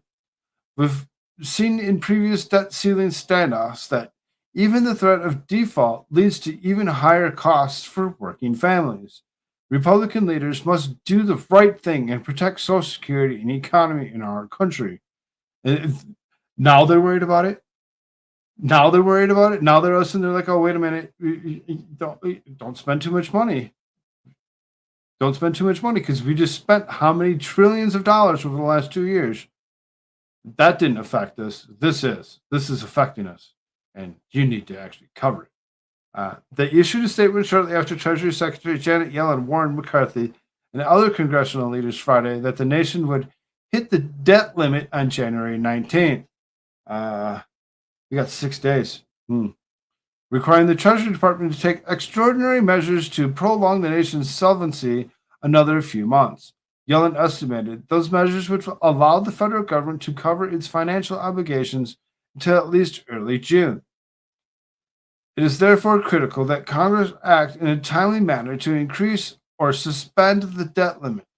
Failure to meet the government's obligations would cause irreparable harm on the U.S. economy, the livelihoods of all Americans, and global financial stability. Now we're concerned. We just watched within the last month them push a $1.7 trillion package, giving Ukraine another $45 billion. That was nothing. Don't worry about it. That didn't affect us. But now, watch what you're doing. Don't spend another dime, because if you do, you're gonna exceed our debt limit, and you're gonna actually shut down, the government in itself, and it's just ridiculous. It's ridiculous on how they actually go about doing this shit. It's so disturbing on so many levels. I've got quite a bit to go through. We're at an hour and 42 minutes. Wow. Here you go. Chip Roy and other Republicans seek to stop U.S. funding of the WHO. Interesting. Representative Chip Roy of Texas and other House Republicans are backing the measure that would bar the U.S. government from funding the World Health Organization. According to the copy of the measure posted to the Washington Examiner, the text of the measure states that the United States may not provide any assessed or voluntary contributions to the World Health Organization, funding the millions of taxpayer dollars to the corrupt World Health Organization that serves the Chinese Communist Party is a slap in the face of the hardworking American families struggling under record high inflation, and all of those lives and livelihoods were ruined and destroyed by the COVID pandemic. Interesting. While some Americans who likely rejoice the prospect of cutting U.S. funding to the World Health Organization, the proposal likely stands zero chances of becoming law since Democrats control the Senate and the White House. Roy also put forward the measure in the past as well.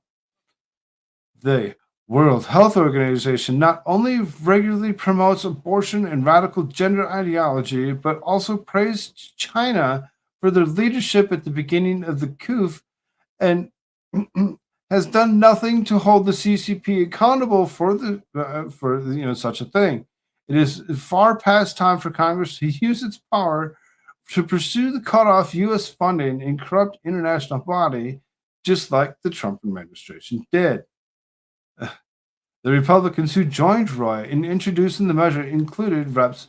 Tom McClintock of California, Jeff Duncan of South Carolina, Mary Miller, Illinois, Andrew Clyde of Georgia, Diana Hirschberg of Tennessee, Matt Rosendale of Montana, Marjorie Taylor Greene of Georgia, Paul Gosar, Arizona, Dan Bishop, North Carolina, John Mulliner out of Michigan, Pat Fallon of Texas, Andy Biggs out of Arizona, Wesley Hunt out of Texas, and Greg Stubbe out of Florida. The press release also lists Huggins out of Louisiana as a parent typo meant to refer to Rep. Clay Higgins. So as far as that goes, he's still pushing to stop the funding of such a place as the World Health Organization from the US. Why are we funding these things? Why the hell do we have anything to do with any of this? Why are we the ones that need to fund all this? This isn't the government that's paying for this. This is you and I. This is our tax money. And it's not just ours. This is our children's and our grandchildren's and their grandchildren's. This isn't going to ever go away. We're going to continuously be paying for this for a long, long time. It's never going to stop because this is going to build up even worse. They're just going to keep on taking more and more money from us, taking it right out of our pockets and being like, oh, that's okay. You don't need it. You don't need it. You're okay. We'll help you. We'll help you. If worse comes to worse, or you just can't afford to do anything else, we're the government and we're here to help. No, we don't want that. Reagan warned us of this. Reagan warned us of this a long time ago. That the government those are the 9 most scariest words ever are, we're from the government and we're here to help. It just is, no, we don't need that. Okay, let's kind of keep on going here. So this is replacement for the anti-Trump Republican Senator Ben Sasse. Okay, so we covered this the other day, where we actually kind of spoke of Ben Sasse actually stepping down and becoming the president of a college in Florida, as opposed to continuing to be senator. And it seems as though they're actually pushing for that one particular person that we assumed that they were going to push for, this guy right here, Governor Pete Ricketts. Governor Pete Ricketts is going to actually be pushed to that point of actually being appointed to be, said senator or whatever. And in 2024, we'll be watching, to see if Pete Ricketts actually stays or if somebody else will be put in his place to actually remove such a person. Kind of scary, kind of disturbing to actually think that, it's as easy as that. One guy wins it. I'm going to step down. I'm going to go do something else. Go point somebody else. Go and point whoever you want. Go take this guy, Pete Ricketts, and, put him in my spot. It's okay. It won't hurt us. So disturbing. So disturbing. Democrats propose constitutional amendment to lower voting age to 16. What the hell? Most 18-year-olds don't know what the hell they're actually doing. Nonetheless, thinking that a 16-year-old, a high school student, where they can actually go and... What's up, Darth? What's up, brother? How you doing? I just... Proposing an amendment to lower the age to 16. Really? Democrats think this is actually going to be a good thing? Except no, and no. Yeah, I'm with you, Darth. It's just the 16 as a voting age is something that doesn't need to happen, doesn't need to exist. All they're going to actually do is they're going to make it easier for them to actually put ballot boxes inside the high schools, allowing students to drop their ballots right then and there from what their instructors are telling them is okay to actually, it's not going to be up to the parents to say, okay, you really need to look at this. You really need to think about it. They're going to be forced to follow along with what their teachers' ideologies are going to be.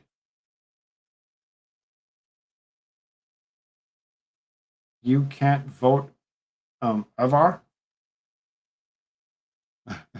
If you can't smoke or drink until you're 21, you can't vote ever.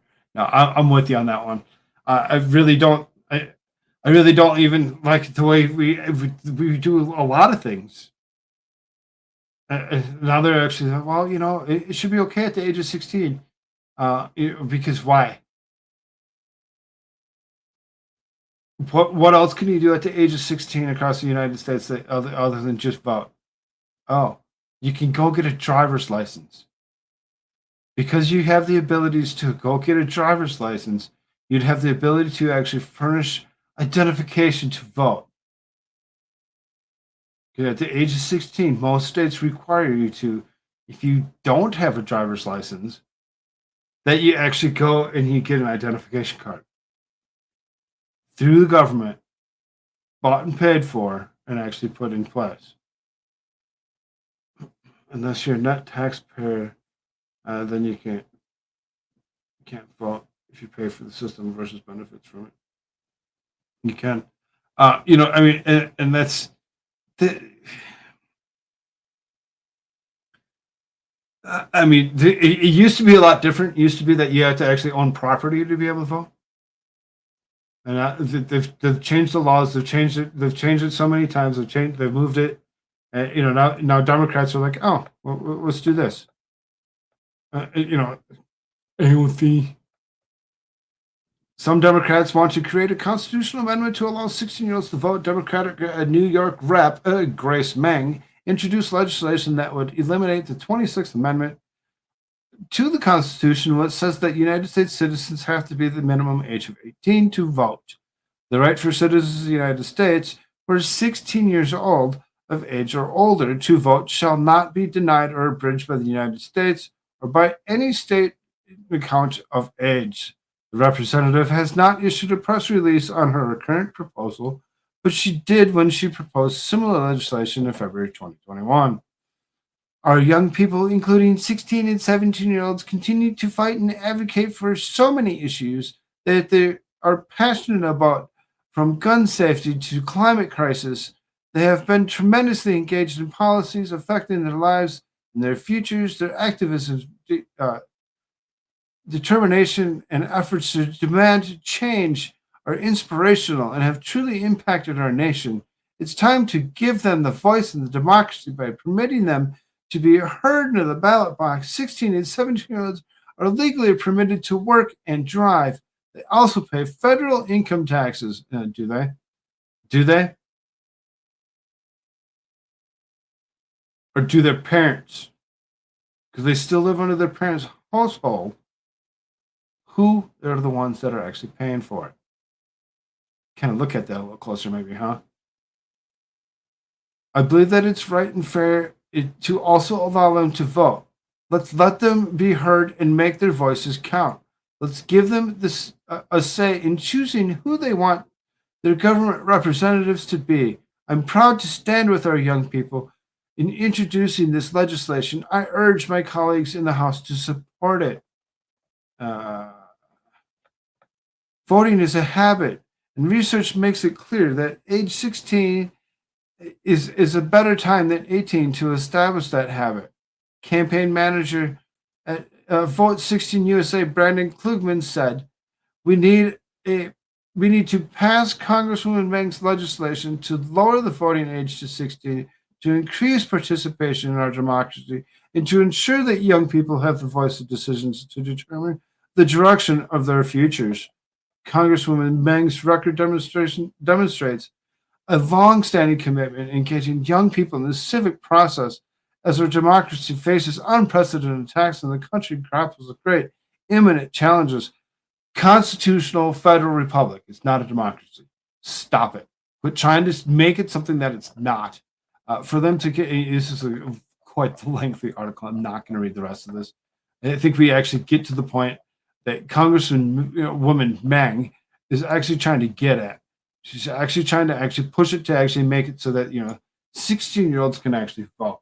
No, just no. Not something that 16-year-olds need to even be worried about. 16-year-olds, there's so much more that they need to be worried about, like finishing high school.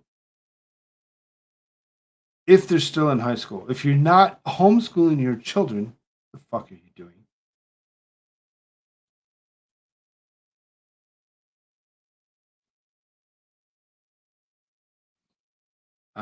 there's quite a few articles. We're going to kind of try to start skipping through this quite quickly here. We're at the 2-hour mark. I was 36 before I realized my ass wasn't just a hole in the ground. I mean, right? What 16-year-old really knows what politics they want to follow, and what they actually know what these Congress people are actually have the ability to do. And like I said, I find it kind of scary that they'd actually, they'd put a ballot box right in the high school. So then, as opposed to them just, voting with their parents, whatever, they'd vote at school in front of an instructor or a principal or, a secretary that actually forced them into voting the way they wanted them to vote, as opposed to voting the way they actually should vote to actually get the best. They're just going to go along with this, and they're going to be like, hey, it's okay. 16-year-old voters are so scary. I dropped out at 16. I'm right with you there, Darth. I dropped out at the age of 16.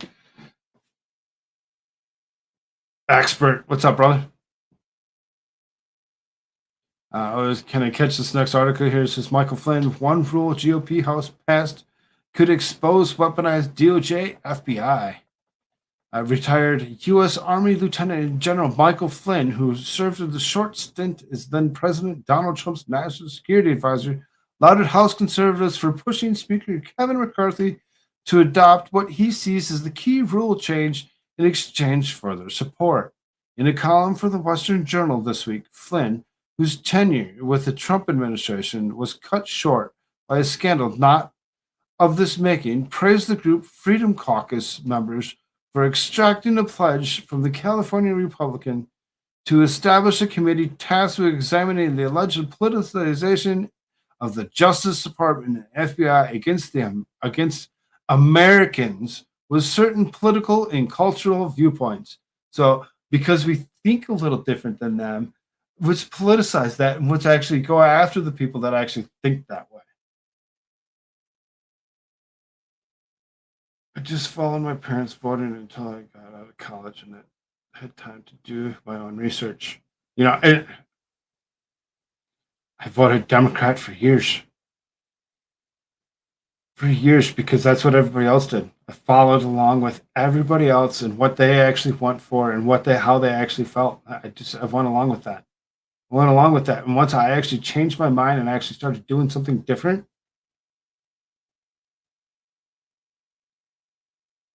I lost a lot of people that thought they were my friends. I lost family members they're like, oh, you can't do that. You can't go against what everybody else is doing. Like, what do you mean? I can't think for myself? I have to do what you're telling me to do?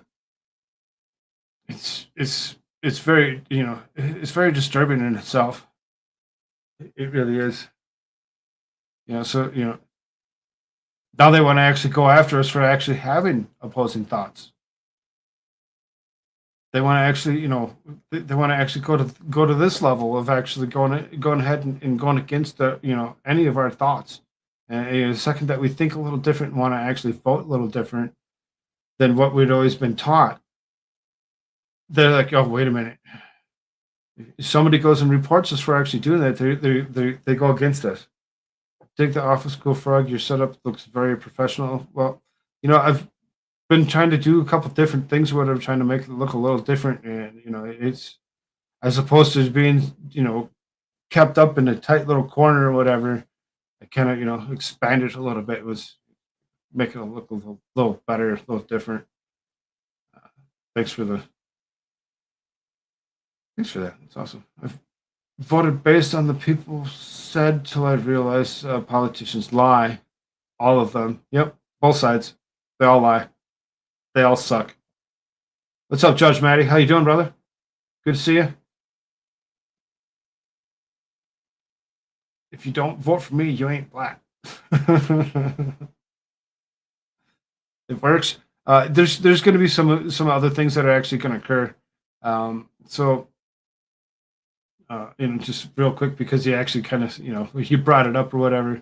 I'm going to actually get a larger bookshelf or whatever that I'm going to actually put up in the corner where the flag actually is.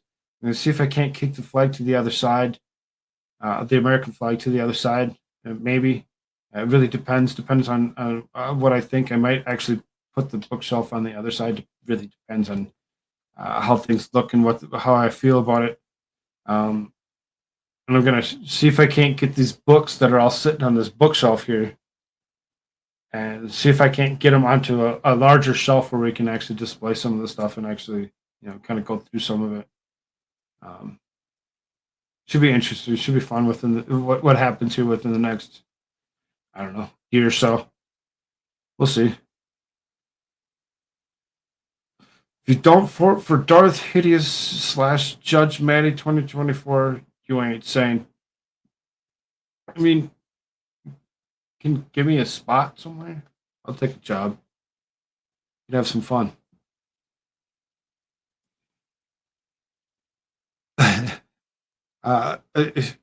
There's so much here. There's so many different articles. We're only halfway through this. We're at 2 hours. John Solomon predicts Special Counsel Durham's next move. So it's the Special Counsel John Durham is reportedly getting to the end of his investigation into the Russia witch hunt against former President Donald Trump after making a key arrest months ago and unveiling key evidence in court for over 2 years. Conservative commentator John Solomon believes Durham will round out the investigation by going after the FBI. Russian-born analyst Igor Danchenko, key source of the unverified Steele dossier that alleged ties between Donald Trump campaign and Russia, was arrested by federal agents last year as a part of the Durham investigation. Solomon explained that he believes Durham is dealing with 2 buckets.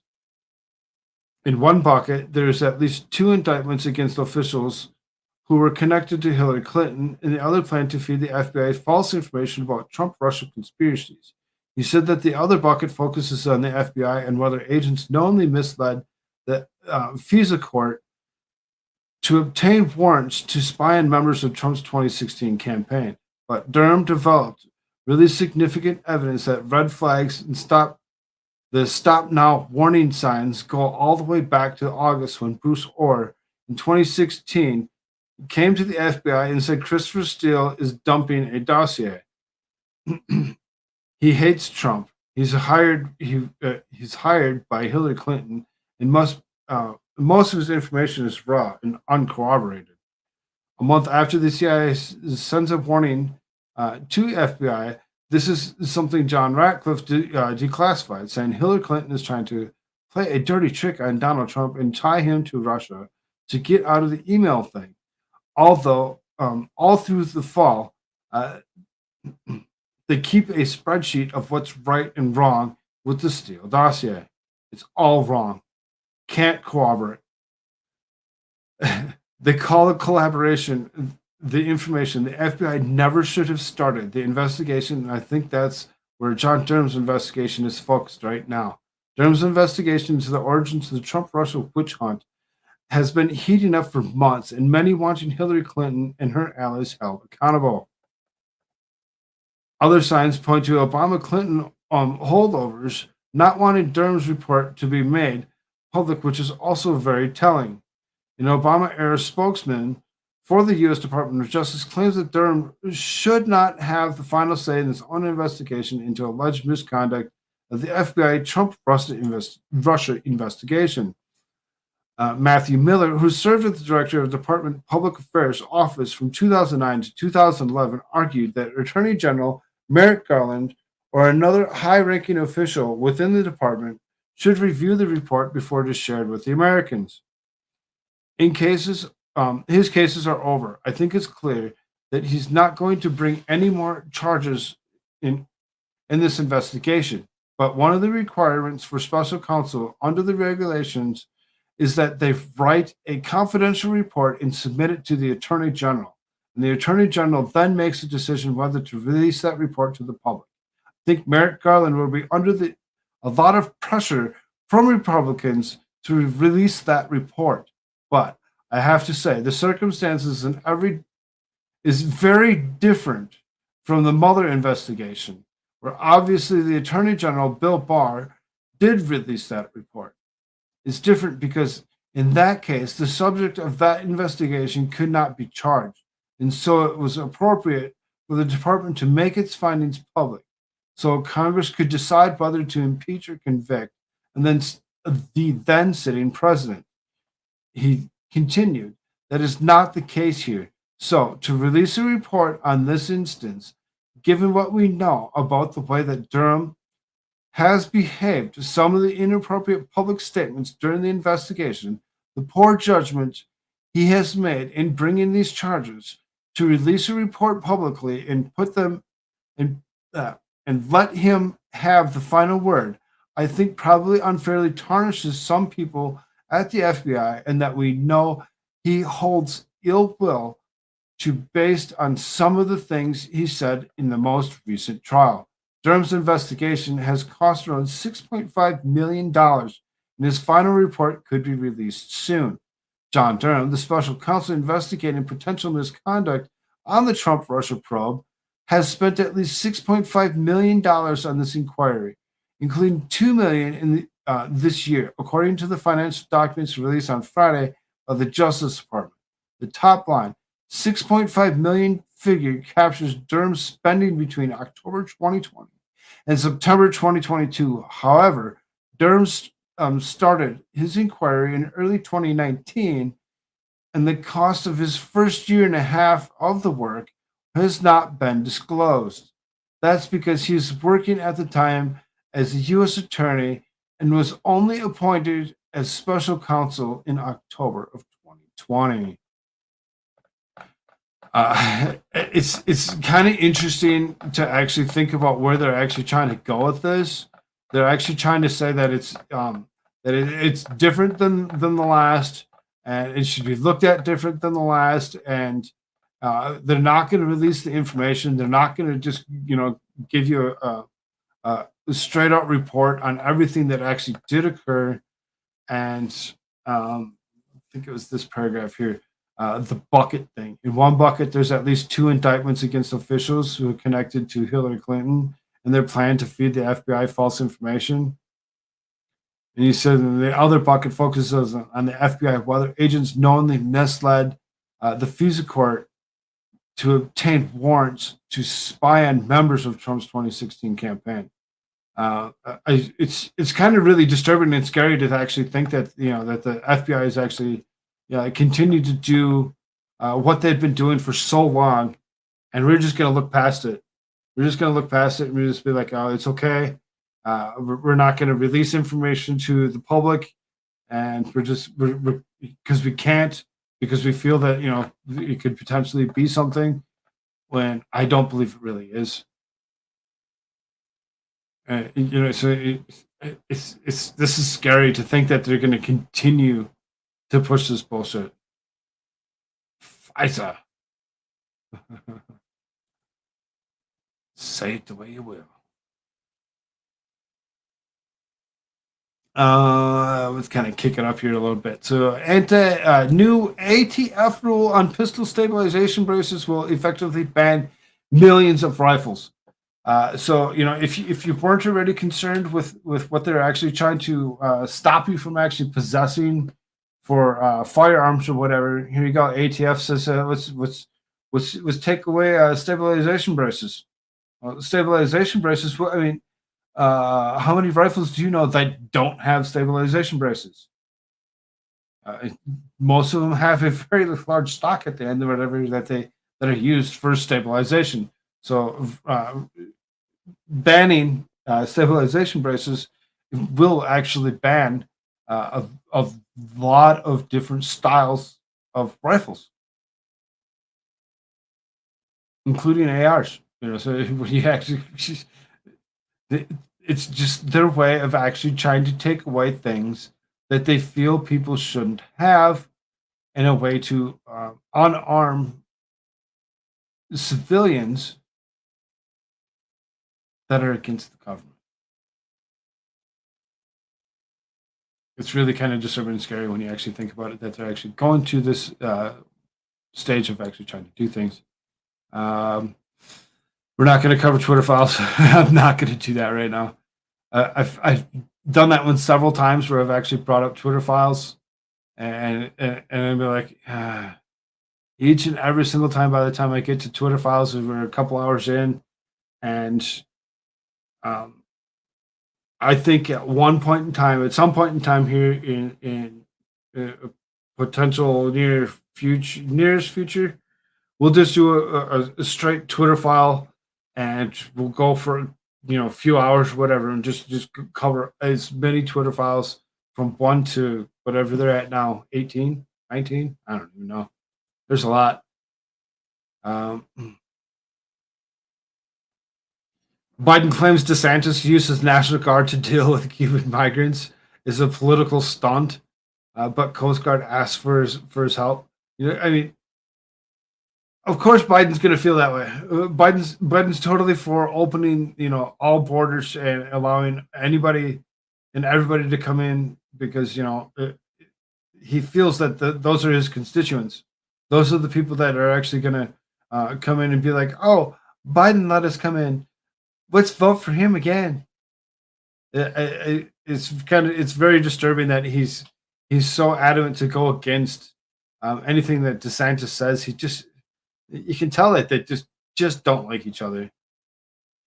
So it says, in response to the White House press secretary Karine Jean-Pierre calling Florida Governor Ron DeSantis' activation of the state's National Guard to deal with the migrants coming ashore a political stunt, DeSantis slammed the claim, saying, what we're doing is working.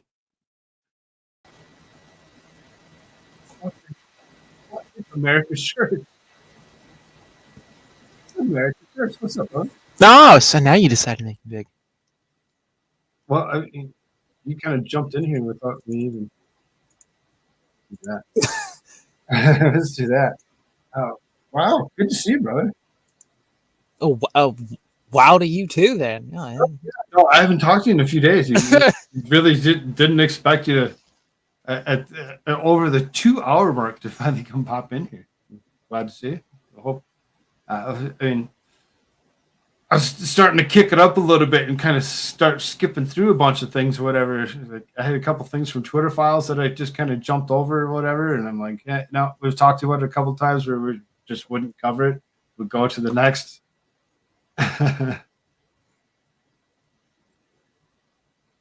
Expert, I kind of agree with that. It's kind of does look that way. It looks like a newsroom as opposed to a bedroom.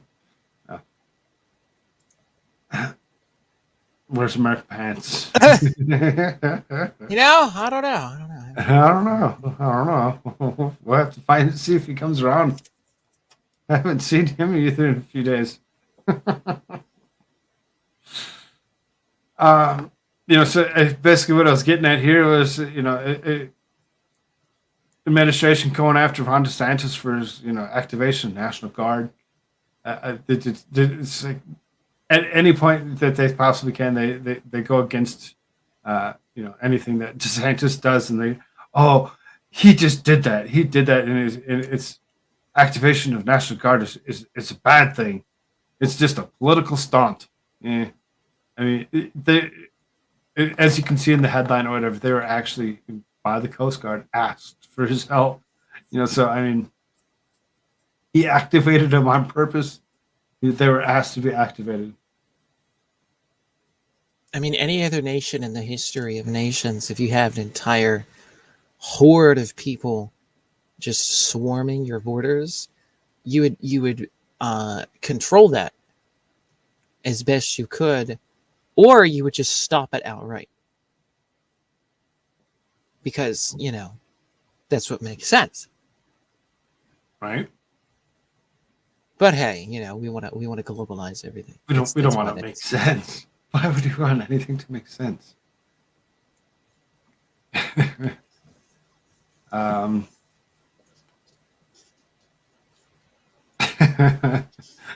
I had quite a bit of stuff up for whatever. We've gone through quite a few articles here. You can see how far I am into these tabs or whatever. Biden media taunts struggling Americans for insisting 6.5% inflation is a good thing. Are you sure? And it's there's a good Kamala there cackling the whole time. It's Of a course. good thing. So this is, instead of highlighting climbing prices, the White House and corporate media are working to convince us that inflation is good. You would know it from the coverage of the latest Consumer Price Index report, but Americans are still struggling to stay afloat financially after nearly 2 years of record high inflation. Instead of highlighting the climbing food and shelter prices affecting Americans on a daily basis, the Biden administration and its dutiful allies in the corrupt corporate media have teamed up to convince Americans that 6.5% year-over-year inflation and a 1% drop from November 2022 is a You good mean CIA-controlled media? What? Anyway. What? The fact that American families are out for an extra $7,400 since Biden took office, thanks to climbing prices of essentials, hasn't stopped the Biden administration or its sympathizers from insisting that the U.S. economy, which recorded the lowest inflation rate since October 2021, is in great shape because the prices fell or went down. I mean, it's like telling us that gas prices were at $5 when he first come in, and now it's below it, so it's a good thing. No, he still hasn't got down to where it was before he took It's off. like the people that like gaslight you, like playfully, when they're talking about golf scores and the lower the golf score, the better it is, right? But it's the same, but it's reverse. It's like, oh well, actually, if the inflation goes up, it's better. It's better for you. It's great. It makes you pay more money because paying more money out of your pocket for everything and daily expenses is better for you. It's better. It's good. Just like eating crickets is healthy, It's the healthiest thing you could eat. Is a bowl of flies, mealworms, and crickets. It's the healthiest thing in the world. So All that, your nutrition right there. Oh, and the right. seed oils and upcycled citizens as well. What's that? Upcycle citizens. Yum. I'm excited for that. Oh, look! Wouldn't you Look at know? that. Bird flu. Hey, I wonder who was talking about that several months ago. Egg prices over Could it have been $9 a us? dozen. That's ridiculous price. Holy I kind crap. of recall hearing the voice of myself and Koolfrogg talking about this at one point several months ago. We were talking about the fact that they were killing birds at mass that were egg-laying hens and so forth, especially because Right. of Anybody this that has the ability flu to outbreak actually and so get forth. egg-laying hens and actually do that, maybe you might want to start thinking of doing so, because it's a great source of protein and sustenance, so If you organically feed that chicken, which means that you feed it a more natural type of diet, you let it, you don't cage it up too much, I guess you could say, or not cage it up, but you don't pin it up into this tiny little area where they peck each other to death. If you actually take care of it like you should, I mean, those eggs will be total superfoods. Eggs are packed full of all kinds of good. Eggs are good for you, so Oh yeah. Yeah, so for that price to go up so dramatic, as we're speaking of, inflation going up or whatever, you can see the prices of almost everything going up. It's ridiculous how much things are actually costing us right now. This is egg prices across the U.S. have soared to recent weeks, nearly $9 a dozen, largely the result of a large outbreak of avian influenza among birds. The virus, birds aren't real. The virus has affected over 57 million birds, mostly egg-laying chickens, since last year, according to Agricultural Department data. Additionally, more families are increasingly relying on eggs as an important protein source while reducing their consumption of red meat. You still need to eat red meat. The price of large eggs in New York is now as much as $8.79 a dozen, similar to those in Los Angeles, where chilled display cases grocery stores are frequently empty. The problem is especially acute in California because the state law is protecting animals. The average U.S. price of a dozen large grade A eggs is just under $5.40. The most recent Bureau of Labor Statistics Consumer Price Index report shows that from November 2021 through November 2022, prices for household food items rose 12%, while eggs rose 49.1% during that time in the period, putting large grade A eggs at just under $3.59 per dozen. It's ridiculous how much the cost of eggs has really gone up, and obviously you can see the $9 a dozen is in big, large, populated areas. So I mean, it's really dependent on where you live and how much your eggs are actually cost. But how much would it cost you? Go ahead. Oh, go ahead. Oh, well, I was about to say eggs are going to become a precious resource if they keep killing the chickens. Right. I mean, those chickens, you might as well be thinking those chickens are like popping out emeralds and diamonds at that point. I mean, like that's what an egg will be because they're killing them all. Like, I mean, the population of egg laying hens is going down. So the less there is, the more the supply, the more the demand goes up, the supply goes down. That's just how it is. And the prices go up as a result. Like that's what this is.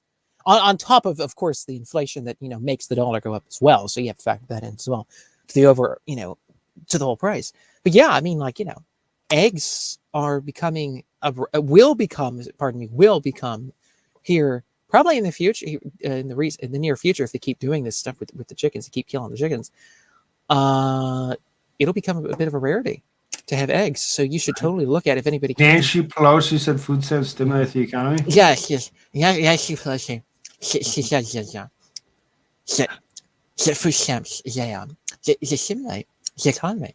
And in order to know what's in the bill, we need to pass the bill.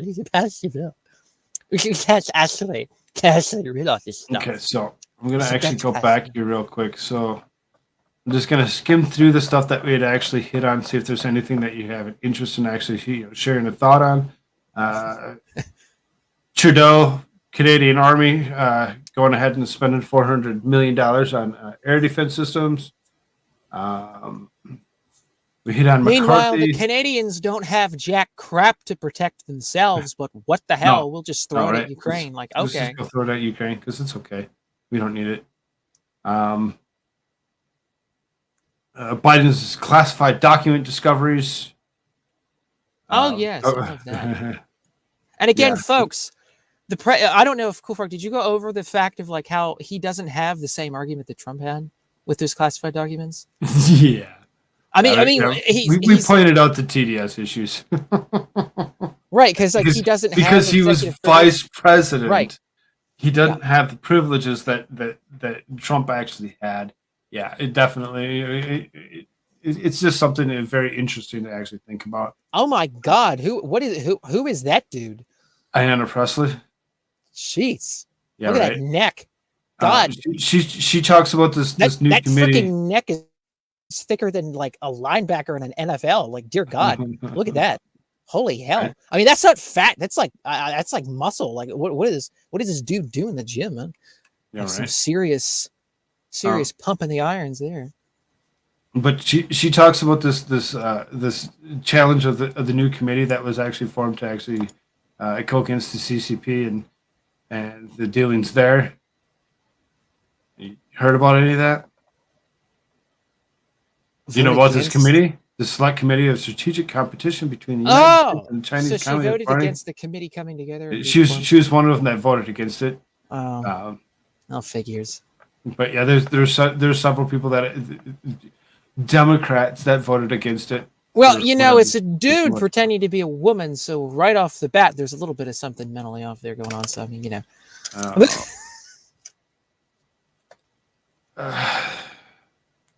McCarthy actually being agreeable with releasing footage of J6 stuff.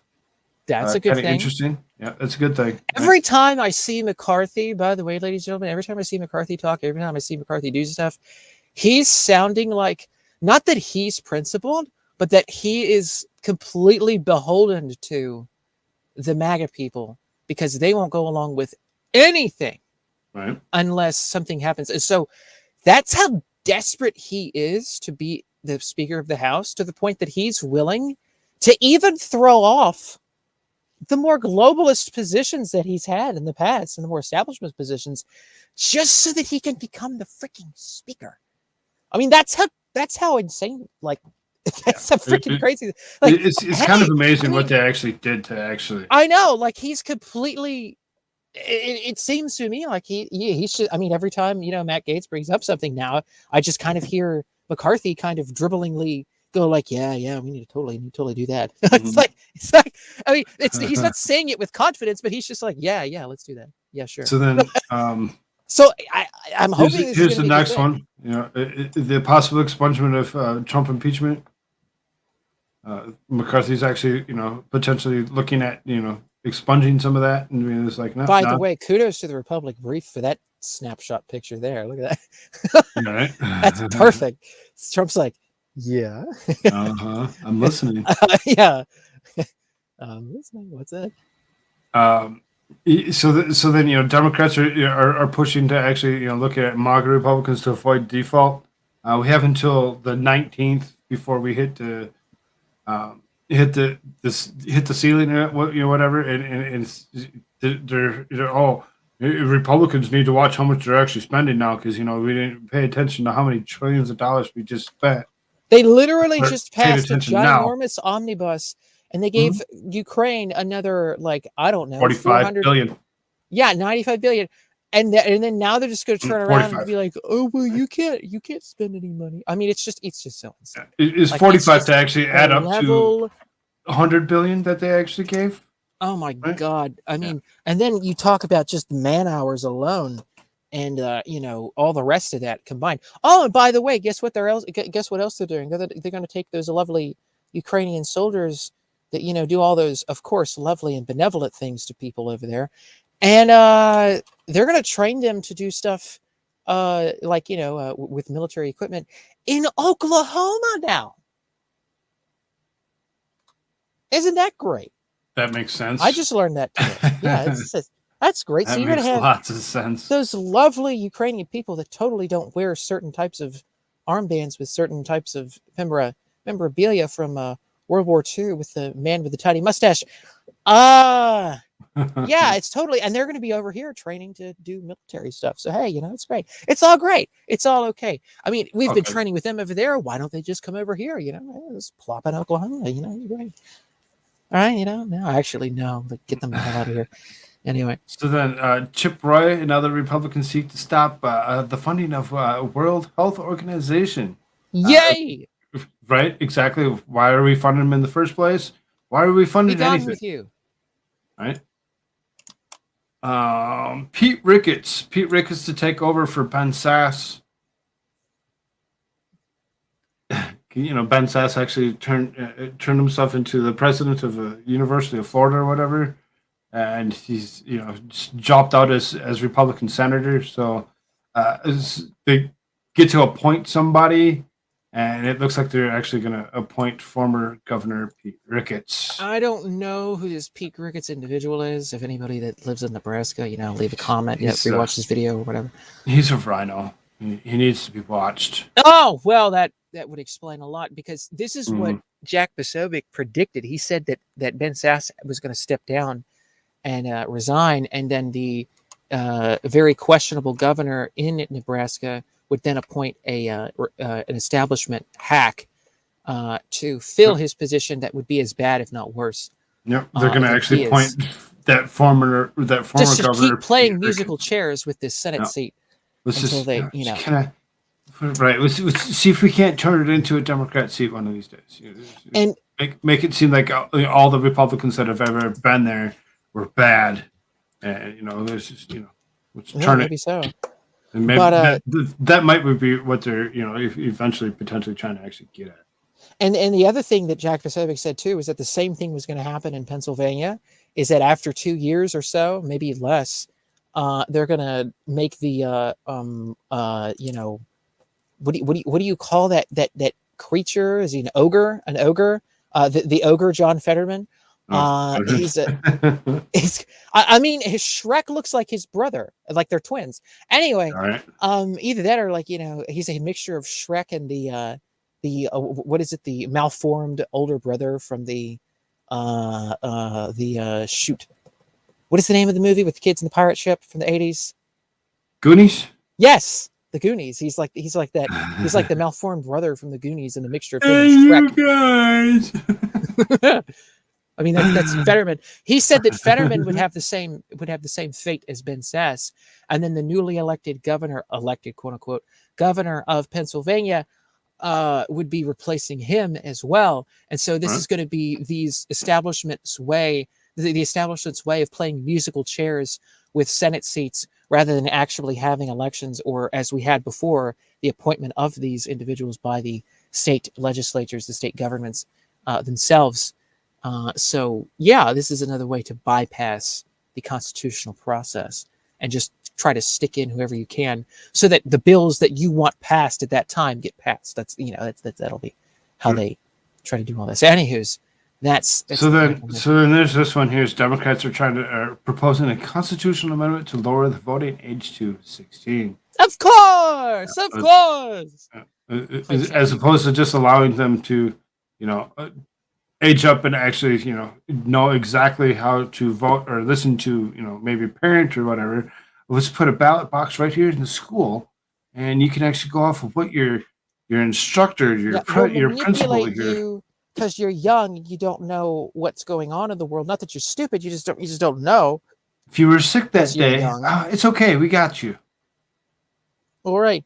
And so we're going to manipulate you into voting for your own demise rather than waiting for you to become of age to know what you're doing, so you don't vote yourself into oblivion and destroy yourself. Gee, it's kind of like what these people are, the same people are doing with young people, and like, hey, maybe you shouldn't do some sort of mutilating surgery to yourself beyond a certain age.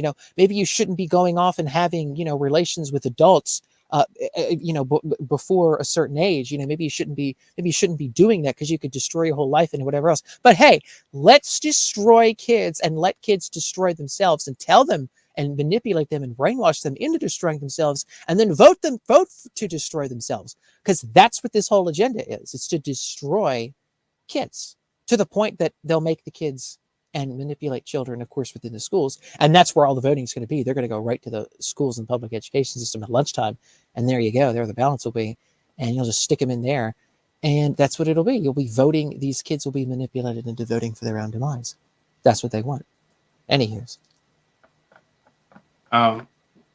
There's GOP House pass could expose weaponized DOJ, FBI. It was kind of an interesting article in itself. I'd already been a couple hours in, so then I kind of started jumping through it or whatever, as opposed to actually reading it through. It's pretty much just they're wanting to weaponize it even further than what they already had, and just want to actually go after us for opposing thoughts, as opposed to just going and continuing to do what they've already been doing, which is maybe absolutely nothing. By the way, if anybody is going to be a viable candidate for Trump's VP, if DeSantis doesn't take him up on that, when we were talking about this before, I said I don't see anybody else but DeSantis. I forgot. There's Mike Flynn. There is the great General Michael Flynn there, who I think would be perfect for some kind of position. I don't know if he'd be vice president. I don't know if he'd be in the future. I hope he is in some kind of leadership role in the future White House here with the Trump White House. And we make sure that people like him do not get removed from their positions at all.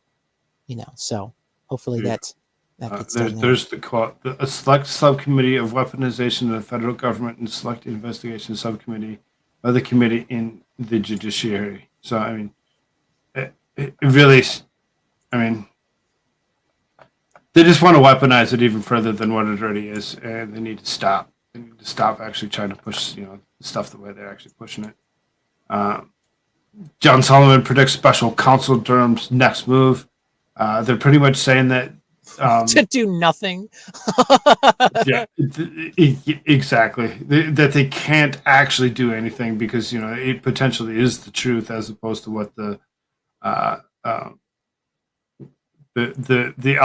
mother thing was actually potentially false. So that was why they were able to release it to the public. They're unable to actually release this into the public because it might just be a little bit different. ATF rule on pistol stabilization braces would effectively ban millions of rifles. Taking away stabilization methods or whatever on almost any gun would actually, remove almost every gun that you could possibly think of it's that so had stupid. even a stock on it. I mean, why don't we just like ban barrels on guns so we can Why- just, right. that way when a robber comes up and like wants to break into your home, you can just point a handle at them, Like, I mean, just ban the bullet. It's like, here, you can have the gun, but you can't have the bullet. It's just ridiculous thoughts of how far they're willing to actually go. I'm not. I got the Twitter look at files. those I'm like, eyes. no, I'm Oh my not gonna. God. Yeah, right. I'm Look not gonna at touch those Twitter files right eyes. now. Just not Holy gonna do it. freak. Just not gonna do Twitter files. One of these days we'll do Twitter files. We'll just do Talk Twitter about files. crazy. Right. Nuts. And this is where you kind of popped in, was right here. Yeah. It's Right. And we just read that one. So then, and egg prices, we hit that. Sadly, Lisa Marie Presley had. By the way, passed look away. at how much she looks like her father. Like, look at her face. Like, she looks. Yeah, she So- really does, oh my she God. really does look like Alice himself, right? Oh my God! Yes. I think this is the main sentence in there right there. Suffering from cardiac arrest. Huh. Hmm. We haven't heard of an uptick in anything like that before. No. Never. Oh. This is a spur of the moment thing. So Complete shock. the 1, 2, 3, 4. These last 4, those ones are I actually going declare to a be. bio war. Oh, well, sorry. No, Anyway. the last 4 were actually supposed to be Rumble exclusive because of the stuff that they actually get into.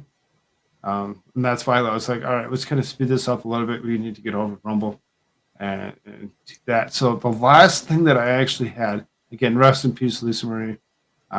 Sad that she was pretty young. She was only 54. Yeah, 54. Yeah, so I mean, she's kind of young, and sadly, succumbed to the same thing that so many others are succumbing to. The last one that I actually was going to share here before we went away is this guy. Viral food eater dead at 33. This is Waffler69. He is a TikToker.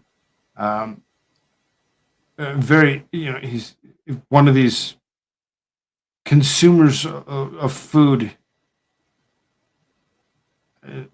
Discussing the amount of food that he actually consumes. This is his TikTok star, Waffler69, known for eating tons of fast food and other bizarre items, has passed. The food influencer, whose real name is Taylor, passed away Wednesday, according to his brother Clayton, who believes Taylor suffered a heart attack. Taylor is experiencing some discomfort and had called his mother, but things got worse, so he called for an ambulance to rush him to the hospital from his house in Louisiana. Taylor died at the hospital. Clayton says Taylor's dad and grandfather suffered from genetic heart problems. Clayton asked fans to keep Taylor's legacy alive by rewatching his content and also started up a GoFundMe to help cover funeral costs. Taylor's known for eating tons of wild and nostalgic food, often putting the meals atop of his random VHS tape for an extra dose of nostalgia. He chowed down on everything from massive Fruit Loops to octopus spaghetti and even the Addams Family promotional cereal in 1991. He garnered 1.7 million followers on TikTok with a whopping 32.8 million likes across the platform, not to mention his success across Instagram, as well as YouTube, where he says he's been making content for the past 16 years. Sad, disturbing to actually see yet a young person injure himself to the point where he's actually no longer with us. Don't mukbang. Don't do that. Just don't. It's not good. This is the kind of stuff that happens when you do that kind of particular stuff. It doesn't sound like, though, that he's like some of these other people who just, sit there and gorge themselves. It just kind of sounds like he's just eating a bunch of like weird and obscure food. Like that plate of spaghetti down there. I mean, like, sure, a lot of those things maybe there were a little massive. Maybe he did eat a little much, but he wasn't. The purpose of his videos wasn't to gorge himself, I don't think. But yet, then you kind of look at him and you can kind of see. Well, right. I mean, perhaps he does, but I don't think that was the purpose of his videos, like some of these other people are. So, but my point in even bringing that up is to say that perhaps maybe he doesn't do it all the time. I mean, obviously he probably does to a certain extent, but maybe that's not the cause of that cardiac event there. Right. Perhaps, or it could be both. It could be both. Could be a jabby stabby, or it could be that too as well. Both. Speaking of jabby stabbies, that's why we're actually going to do the last 4 articles over on Rumble. We're actually going to kick out the YouTube side. Those 3 of you that are still with us, if you haven't already, please hit that like button. God, I took away the viewers. No, like, share, subscribe, do all that fun stuff. buymeacoffee.com/Koolfrogg to support me immediately. There's a PayPal link down below if that's not the way for you to actually help me. Make sure that you do check out AmericaSearchItFirst.com. And with the discount code of Koolfrogg, you save 15% on anything in the store. Go check it out, folks. And, right, I noticed, I was watching Nick Arcada, and I noticed that he actually plays a little clip or whatever when he's actually getting ready to go over to Rumble. It's, let's get ready to Rumble! And that's what we're going to do. We're actually going to go to Rumble. If you're not over on Rumble already, please make your way over to Rumble. We can actually spam a link to you real quick here. Here it is. Let's go. There's the show link. Hit that link. Come join us for these last few articles. We're going to actually speak of some stuff that you can't speak of here. Thank you all so very much for being here tonight. Have a wonderful Come over to night. Rumble. Come over to Rumble. Come over to Rumble. Come on, let's go. Rumble. Rumble. Go. Rumble. Let's do this.